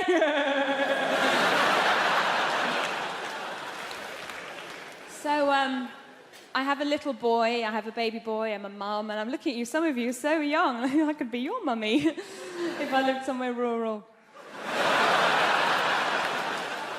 Like a lot of women, I got to my 30s and I thought, I've got to have a baby now. Well, my mum's still young enough to look after it for me. And I went to all the antenatal classes, and this woman came up to me, one of the other mums goes, oh, how are you planning on losing your baby weight? And I was like, well, I was just thinking of having the child. And she was like, oh, I'm going to be a yummy mummy. I'm going to lose all my yummy mummy. That's just like a middle-class way of saying MILF. I was so happy when I found out that I was pregnant. And we had a scan and we knew that it was a boy. And people said to me, why did you find out the sex of your baby? Didn't you want a surprise? Well, it's going to be a boy or a girl, do you know what I mean? The only surprise would have been if it was a puppy. And there are no puppies in my family. There's one goat, it's not a blood relation. Thank goodness I have a child now. It was no fun being a broody Iranian woman. Every time I said to people, my body clock's ticking, they'd hit the ground.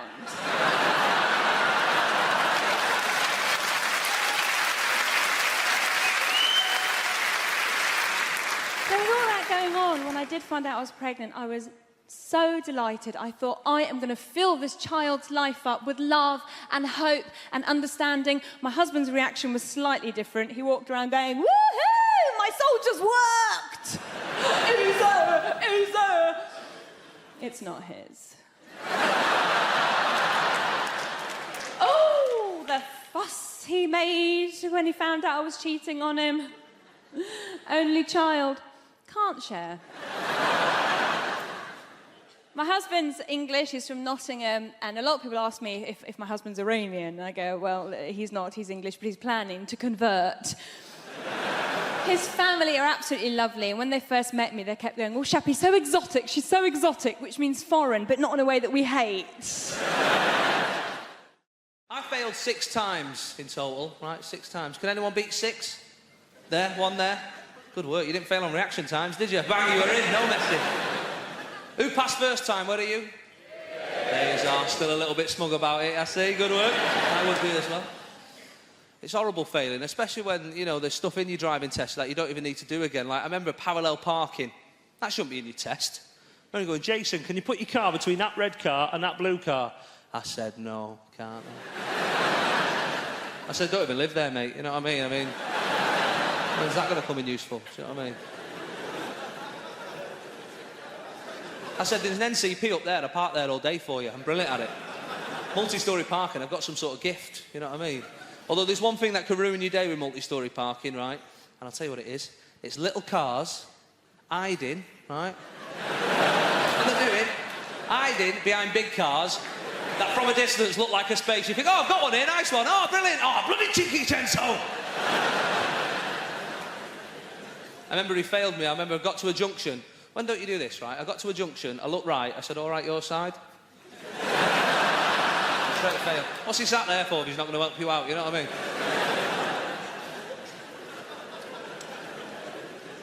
My wife, she passed first time. I was very proud of her, you know. Well done. I didn't shake her hand, I don't know why I did that. It's a very formal relationship we've got. Well done, good night, darling. She passed first time, but she admitted to me afterwards she'd had a bit of a flirt. She'd wore a low-cut top and a short skirt, a bit of midriff, like, you know, showing. Oh, is that the gear stick? Sorry. Like, you know, proper went for it. The worst thing was, when I did that was another fail. I always wanted to learn how to drive like my dad, mate. Dads are pretty good at driving, aren't they? They've got some sort of gift. Dads do stuff that nobody teaches you, right? You'll see a dad reversing. Nobody's taught him how to do this, right? But he's amazing at it. He puts his arm around the passenger seat like this, right? Nobody's taught him this. The examiner's not gone, we're going to do some reversing now. Have you got any kids? Yeah, I've got 2. Right. I'm going to show you how to properly do it. All right, so arm out like that. And my dad had used that because me and my brothers would be in the back. He'd need the back of his hand. Get your bloody heads down there, I can't see a thing. Wear a seatbelt. Wear a seatbelt. If you're not seeing that advert, you'll kill me as well. Right, it's proper mad, right? And then he'd reverse out of second gear, like out of a cul-de-sac and up an A-row without looking. It was amazing to see. And he shouldn't have even been driving, my dad, right? Because my dad's got narcolepsy, right? And I know. I laugh about it now because I'm still alive, right? But as a kid, it was terrifying. We go up to Blackpool on holiday, get in the middle lane of the motorway, you go, right, lads, if you hear this noise, wake me up. You shouldn't be using the rumble strips as an alarm clock, should you, at any point? Dad, hey, I'm only joking, just messing. We get up to Blackpool, you're like, I don't want to go on any rides, I'm all right, Dad, I'm fine. And it was a great disease for your dad to have as a kid, you know, growing up. We'd get away with all sorts when he was telling us off. Right, you 3, I've had enough of this. You lot are grounded for a... Yeah, whatever, we'll do what we want, old man. He'd use it for his advantage, though. Sometimes if he'd be talking to someone and he was bored, like my mum would be going, anyway, so our Barbara says he's not going to get back with Derek because my dad would just go. And then we'd be playing on the floor, we'd look up and he'd look at us and go... He'd wake up half an hour after dinner with a plate full of carrots. What's this happened again? What's going on? Well, the worst trick we ever did, right, we only played it once and we shouldn't have done it, was... I remember one time he fell asleep on the chair in the living room. Me and my brothers, we went upstairs, changed our clothes, come down, pretend he'd missed the day. I get shocked about what I get annoyed by. I get really annoyed by pizza leaflets. Everyone here in London, you know, you get pizza leaflets through your door. I get 8 a day, sometimes more. You know, I shouldn't bother them. I should pick them up, put them in the bin. But everyone that comes through, I go, it's like someone standing next to you all day long going, do you want a pizza? Fancy a pizza? Do you want a pizza? Do you want a pizza? Fancy a pizza? No, I don't want a bloody pizza. I wouldn't mind if the photographs made them look tasty. But, you know, it looks like someone's cooked a kid's painting, doesn't it? Another thing that annoys me, tea bags. Oh, God, because they're not bags, are they? You can't put anything in them, you can't take anything out. That's the minimum you expect from a bag, isn't it? If someone said to you, can you hold my bag? And you couldn't put anything in it, you couldn't take anything out. It hasn't got handles, don't have handles, do they? You know? Yeah. You go, it's not a bag, it's a cushion. Should be called tea, sealed yet perforated paper cage. Suppose they can't fit that on the box, can they? I'd meet them halfway. Herbal prison of permeable mesh. I'm a reasonable guy. Another thing drives me mental. You know, the self-checkouts at supermarkets. Oh, God. I come away from there. I don't not feel like a man. I don't even feel like a mammal. I feel like an amoeba when I come out of that place. Because nothing swipes, does it? I'm swiping, nothing swipes. OK, I won't have carrots this week. Then I can live without butter. The other day I was begging it to let me have a chicken. You know? No, just have a chicken. Just a chicken. I was rubbing it, banging it, swiping it. I'm going to leave the money here and I'm going, OK? You do your worst. Oh, I hate coming out of that place. Yeah? I walk up there with 2 bags of shopping. I come away with a can of Coke and an apple. And for some weird reason, the apple swiped. It hasn't got a sticker on it. It worries me. I get annoyed by the most... So what really annoys me? Wrong numbers. People dial me up with the wrong number. But I don't get angry. What I do, and you should do this, it's great fun, I don't let on it's a wrong number. It's great fun. So someone rings up, you know, hello. They say, is Mandy there? You know, Mandy? Oh, yeah, just hold on a sec,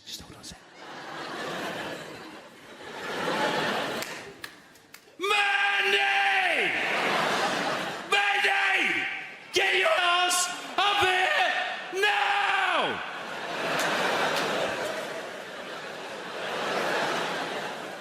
She's just coming, OK? Give me a sec. I don't know who it is. Some wanker! What have I told you? Don't wear your shoes in the house. Oh, put the special slippers on. She's just changing her shoes.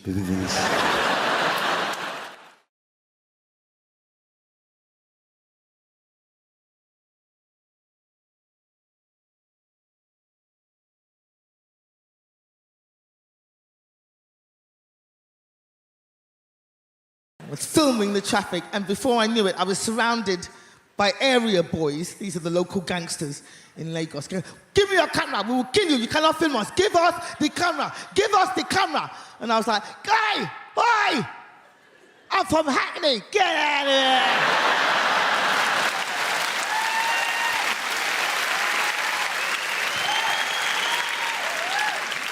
That's right, don't mess with me. I kept my camera. Well, they got the camera, I got the tape, but I got the tape. Nigeria, it's a hustle to live there. It's a hard place to live. Like, you commit a murder in Nigeria, you will get away with it. You will. And I'll tell you why, because we ain't got no CSI in Nigeria. The police turn up at a crime scene and they're like that.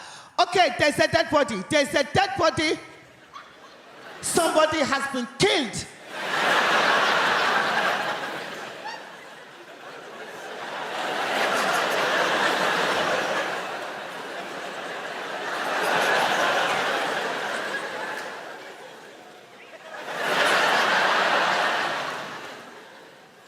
Did you do it?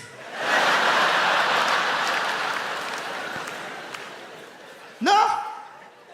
Oh, shit. We will never catch the killer.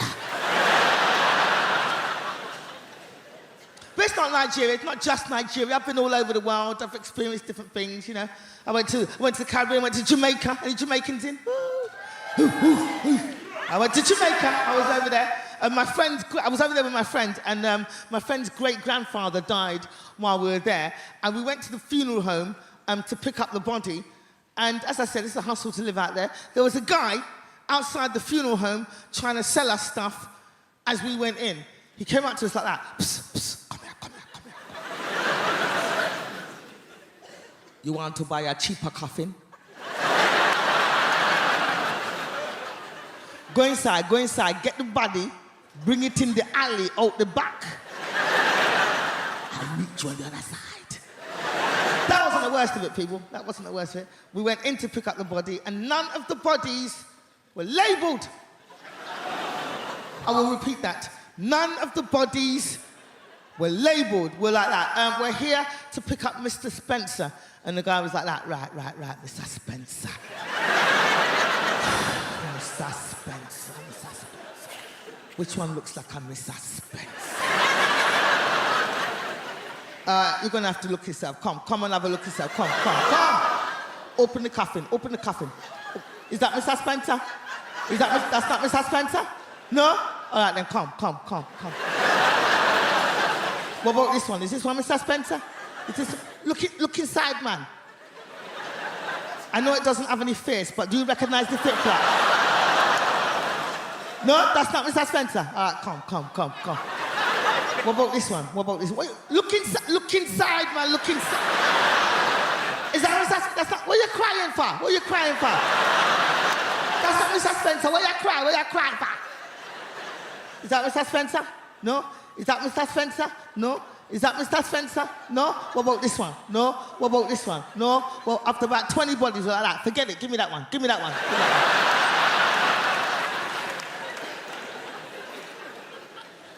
Trying to explain it to the kids at the funeral. Yes, Johnny, sometimes when the body decomposes, it does turn into a white woman. Yeah, sometimes.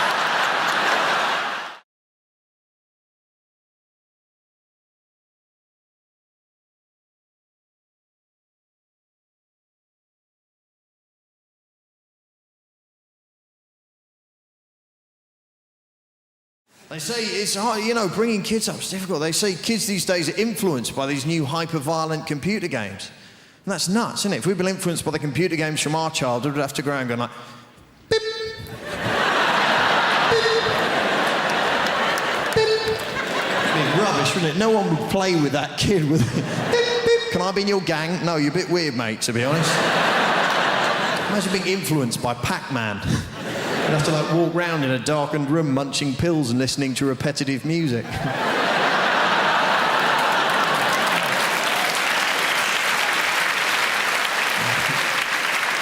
for the younger people laughing and clapping, the older ones going, who is this Pac-Man you speak of? It's not one of the rough boys from the estate, is he?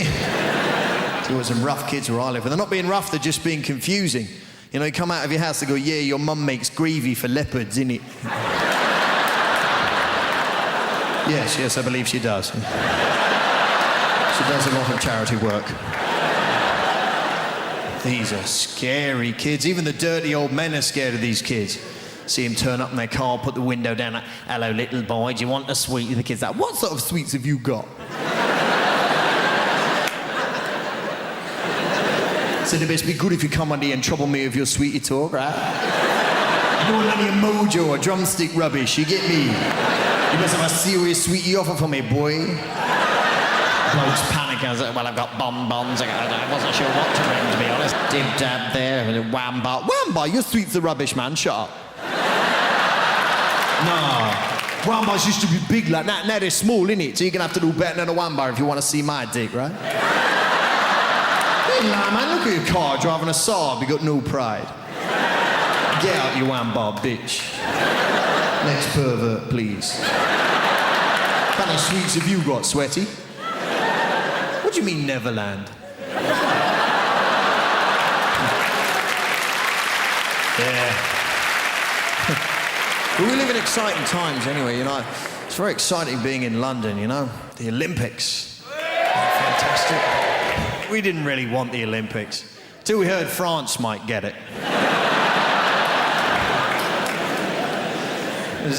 British people are, oh no, all that running and jumping. It's not really for us, is it? When is it? No, I'm busy that week. What? France are gonna get it? Bollocks, we'll have it. Only in London would we have to have a poster campaign saying back the bid. No, fuck off, it'll be rubbish. Don't you think that's a bizarre response to that question? Would you like the oldest, most historically significant athletic competition the world has ever known, attracting athletes from every known nation on the face of the planet to come here and perform at the peak of their abilities in the very city where you live? Most British people go, where will we park? You know, because it's all residents round here. There's others going, no, man, the tubes will be packed, you get me? People getting on the underground with, like, javelins and shit. No. Coming in the escalator with a shot put, health and safety, boy. And there's a whole other section of British society going, you what? The Olympics? Let a load of foreigners in? Huh? Ones who can run and jump and swim, you let them in, you'll never fucking catch them. Huh? Place to be overrun with Lycra refugees. You're having a laugh, ain't you, mate? They'll peel them little numbers off their jackets. You watch them, they're sneaky. I read about it in the Mail. I am what you call in show business a triple threat. I do comedy, and I do music, and I will cut you. Just joking, I probably won't. So it's so fantastic to be here today. I will be doing a little bit of music, so if you're a fan of NWA or Snoop Doggy Dogg, then I apologise. I'll be about 3 minutes. So this first song, this is about travelling on a train. Could you give me a cheer, Apollo, if you've ever been on a train before? About half. Okay, great.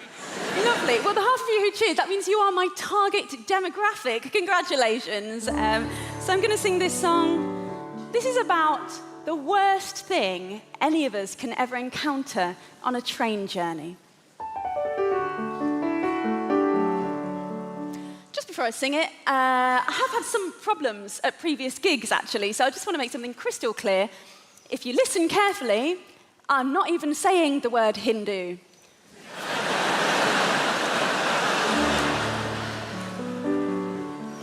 Just listen harder. Hindu on a train. Hindu on a train. Cowboy hats and penis cakes. Neck tattoos and big L plates, and voices like a foghorn in a drain. Hindu on a train, groping every passing male. I suspect you've been to jail, and God willing, you might all go again. And although I have so many things to say to you, I'm aware that there are 6 of you, and all of you have had more fights than me. I've never glassed someone, but I do know how. Perhaps I'll glass you now. Hindu on a train. You brought your own speakers too, brilliant. To belt out Calvin Harris tunes. I mean, the maid of honor's clearly on cocaine. On a train. You see me me staring and you threaten me. Then drunkenly you all set on me, and with a dick-shaped bottle take your aim. If you only knew, we're not so different, me and you. Just 3 months ago, my friends Hindu, we got drunk and we pretty much hijacked a plane. We were worse than you. We went down on all the crew. Mostly reluctant gay men, some women too. We got thrown out of Spain. You see, we're all the same, but you're not listening, you're bashing out my brain. Hindu on a train.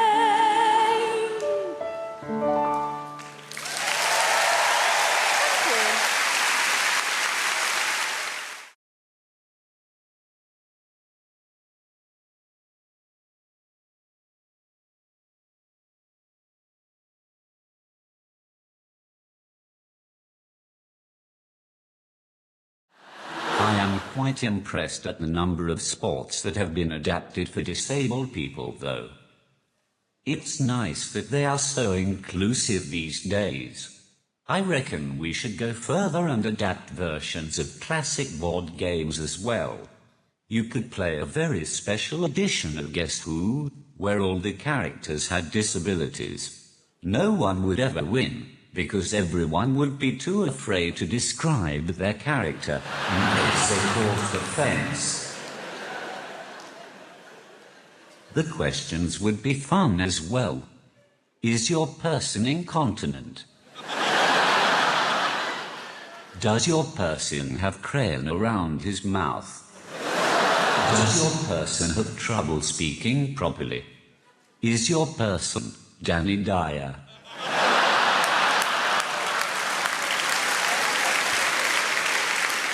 You could also have a disabled version of Monopoly, where every space is just free parking. Speaking from the personal experience of a bloke with a disability, I think that the dating game is much harder for people like myself. I've tried speed dating. That didn't work. By the time I've typed out a sentence, it's time to move on to the next person. And I'm not looking for sympathy either. I'm just using emotional blackmail to try to get someone to sleep with me. I'll be in the bar afterwards, if any of you are interested. Yes, even you, sir.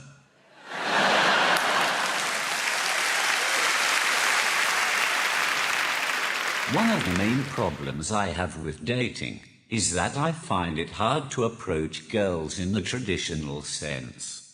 I don't have the ability to chat up a woman. When I meet a girl, I have to type them up. And that just sounds wrong. You type up your dissertation, you type up your will, and you type up your letter to your grandma. There's nothing sexy about being typed up. Even if there was, when you're typing excitedly to a woman and accidentally spell something wrong, autocorrect is a ducking nightmare. For example, I once asked a girl if she had a pen I could borrow, so I could write down her number. I didn't expect it to say, "Can I borrow your penis?" So you can imagine my surprise when she pulled it out right in front of me. It's at this point in my set when I like to remind people that I'm not related to Stephen Hawking in any way. In fact, the closest I have ever come to being Hawking is when I went to see The Theory of Everything at the cinema. It's the movie about Stephen Hawking and his life. I didn't go to watch it, though. I just went so that I could sit at the back, say random sentences on my iPad, and fuck with the rest of the audience.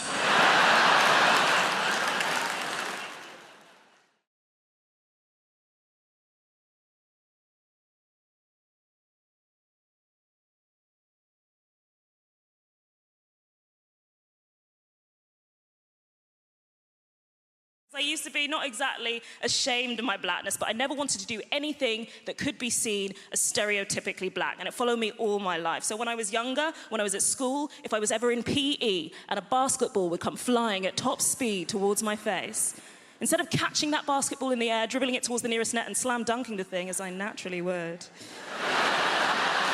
I just let it hit me in the face and roll away. When I got older, I made a lot of friends, mainly white friends, and we started going to the club. Are you familiar with the club? Not the club, the club. At the end of the street.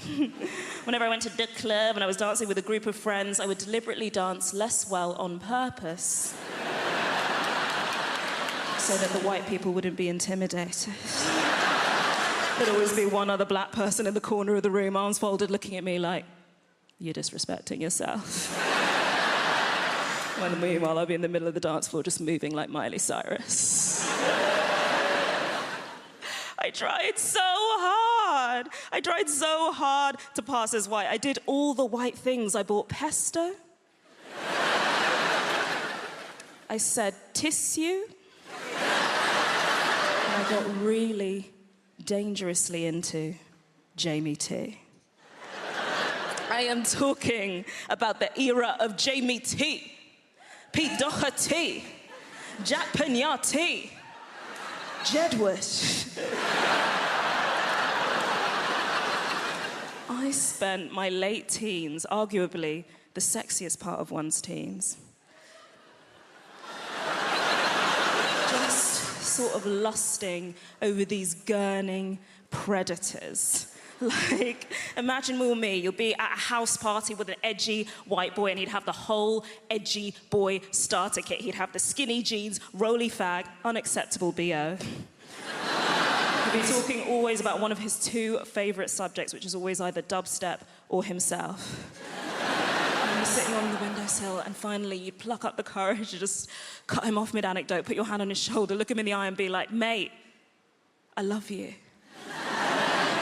And then he'd look at you, and you'd look at him, and you'd lean in for a kiss, and then he'd just sort of thumb MDMA into your mouth. And then after that was it, you were like, wow! I think he really likes me. Oh my God, white guys. I spent half my life lusting after unsuitable white guys. Have we got any white guys in? Come on, guys, cheer louder. We know how much you get paid.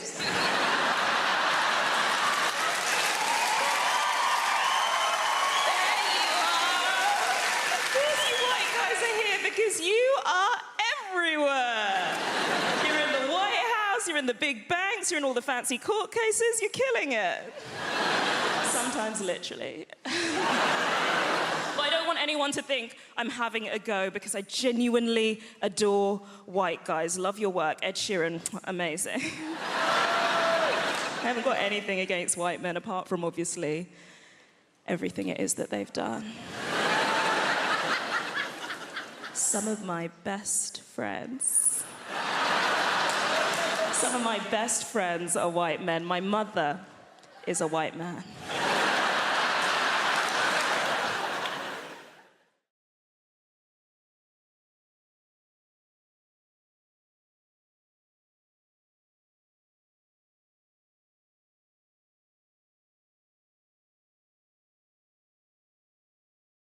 That has done me the world of good. Thank you for that. Because I was waiting back there behind the big billboard, absolutely terrified. I'm not a natural performer. I'm not, although I have been doing this talk around the country for about 2 months now. I won't lie to you, it's not been going very well. I think the worst one was Folkestone.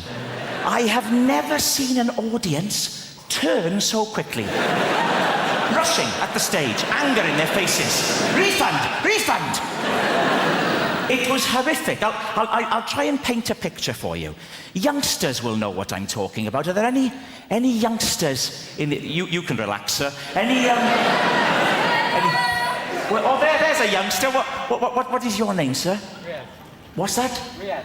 Riyadh. With What? a Z. Riyadh with a Z. Riaz with a Z. All right, it's not Sesame Street.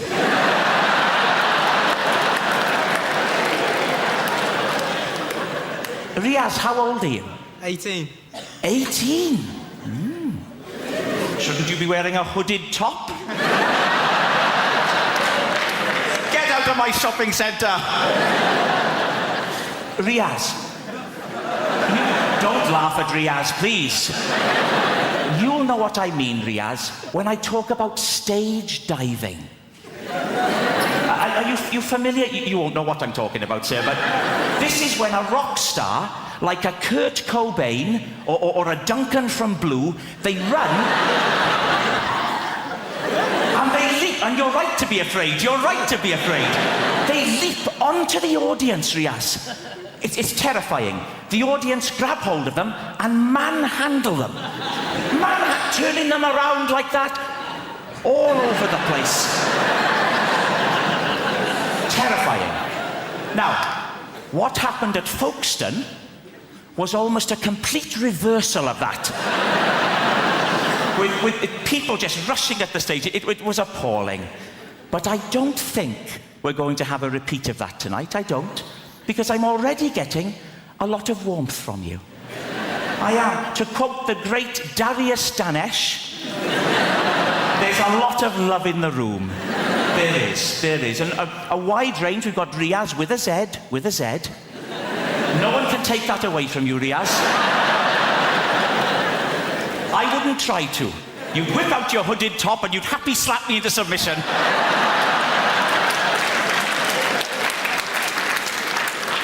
But it's a friendly crowd. We've got a proper... Look, here we go. Right down in the front, there's a chap here wearing a T-shirt with a slogan on it. Unbelievable. A grown man. What is your name, sir? Chris. Chris, with a Z? Riaz, you're one up. You're ahead. I'll bet there aren't many other people in the whole building who have a Z in their name, in all honesty. Unless Zebedee's joined us tonight, which I think is unlikely. So you're a Chris. Yes. Chris. And what's the idea with the T-shirt, Chris? Is it Rag Week? We're here to talk about relationships. Let's crack straight on with the first slide. Making... Don't laugh at that. That's not meant to be funny, please. Let's not have another Folkestone on our hands, please. Making divorce work. Now, given that it is a rocky ride, an emotional roller coaster, I start off with a joke, ladies and gentlemen, just to loosen us up. Here it is. If you're going to get divorced, you have to be like the man in the toll booth. Why is that, Keith? Well, you have to be willing to accept, this is the joke, change. It's a zinger. When you divorce, there is sweeping change. Change is right across your life, in every area. One of the first things to change is the locks. You may come... Please don't laugh at that, please. You may come home one day and find that your key no longer fits your wife's lock. Another man's key is fitting your wife's lock. And stop that! Stop it! Stop! I'm stamping on that. Riaz, with a Z, please. Stop it. It's not that sort of a show. Well, I mean, it's not a show, is it? It's a talk. But it's not smutty. So you may come home and find that your key no longer fits the lock. Good. Yes, it can.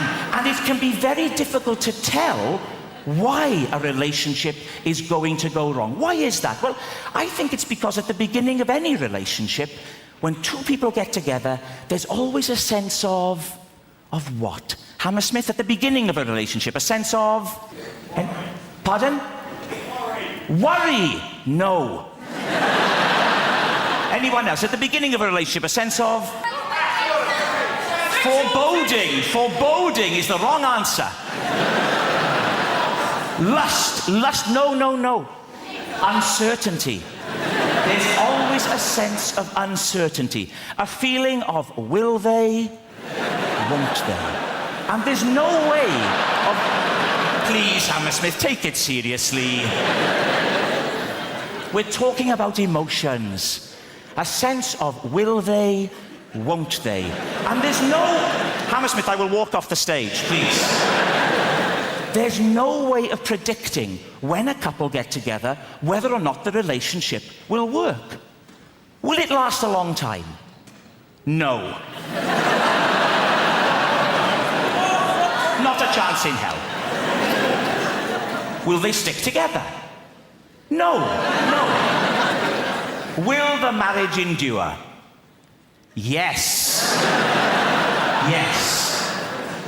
Lee and Leslie. Now, Lee and Leslie are a lesson to us all. They've made a marriage work. So why is it then that when they can make a marriage work, so many others can't? Paul Simon said, there are 50 ways to leave your lover. 1.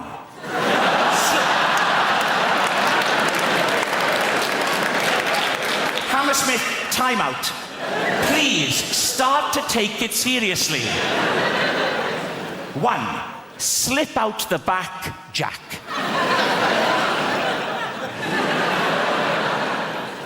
2. Make a new plan, Stan. And 48 others. I'm freaking out.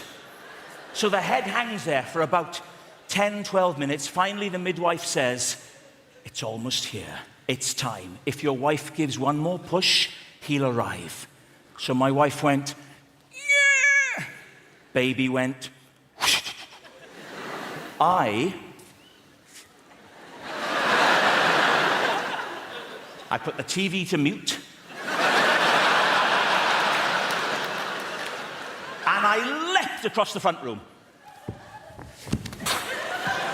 And I caught him. And I was the first person to make contact with our son. He was a little boy out, and he was there in my hands, all warm and new. And it's one of the most overwhelming things you will ever do. And I tell you now, I was in pieces. I was in floods of tears. My wife was crying. The midwife was crying. And your mind just becomes a mush. I mean, to this day, I can't explain why I did what I did next. It was so emotional. Maybe it's because I'm Welsh, I don't know. But I went...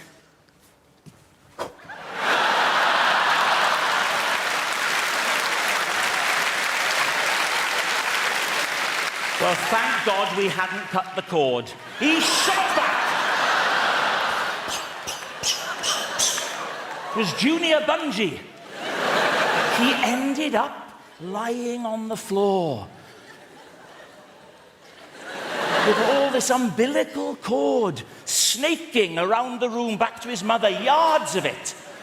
I thought, what the hell do we do now? I needn't have worried. Calm as a cucumber, the midwife walked over to my wife. She put her left foot on my wife's right foot and pressed hard. And just like a Hoover, the cord went... And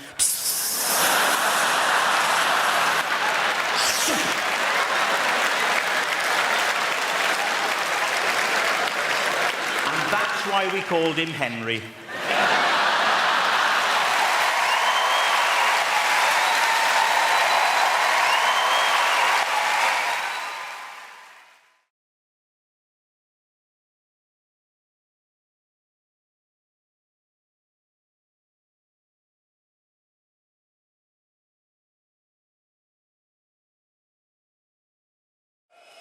This is nice, isn't it? Yes. Is anyone here in their 40s? Is it? You're not in your 40s? Have you guys started walking like this yet?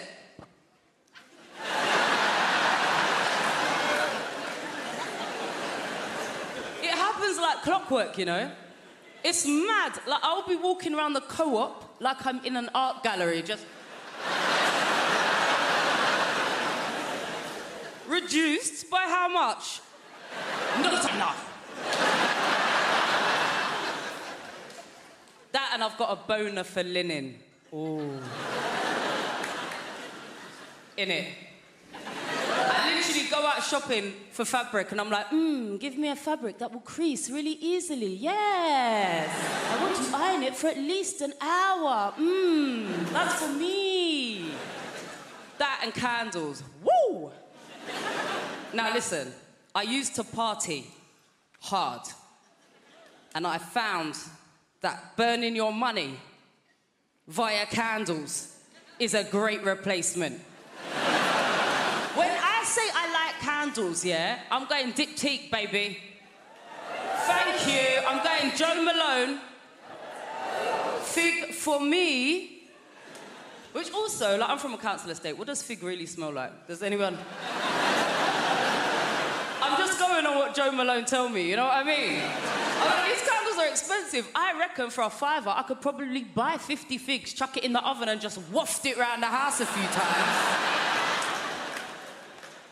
The dream is, yeah, I want enough money that I can light a Joe Malone candle when it's just me in the house. Come with me, people. Can you imagine coming home to your yard, it's just you in, and you're like, you know what? Fig for me. As it is, if you was over my house and had a candle on the go, no lie, after about 20 minutes, I'll start thinking that's about £17 worth of scent now. What kind of friend is he anyway? Is that enough? I realise there's nothing more insulting than someone lighting your scented candles when you're not there to enjoy the scent. Innit? I had my brother house sitting for me, right? I was away for a couple of weeks. I walked back into the house. As soon as I opened up the door, I was like... I walked into the front room.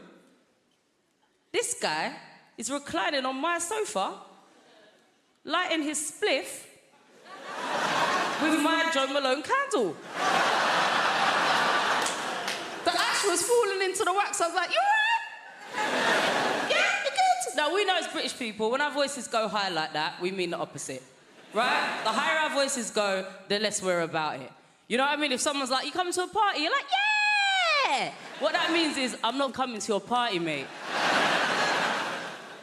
So I said, you all right?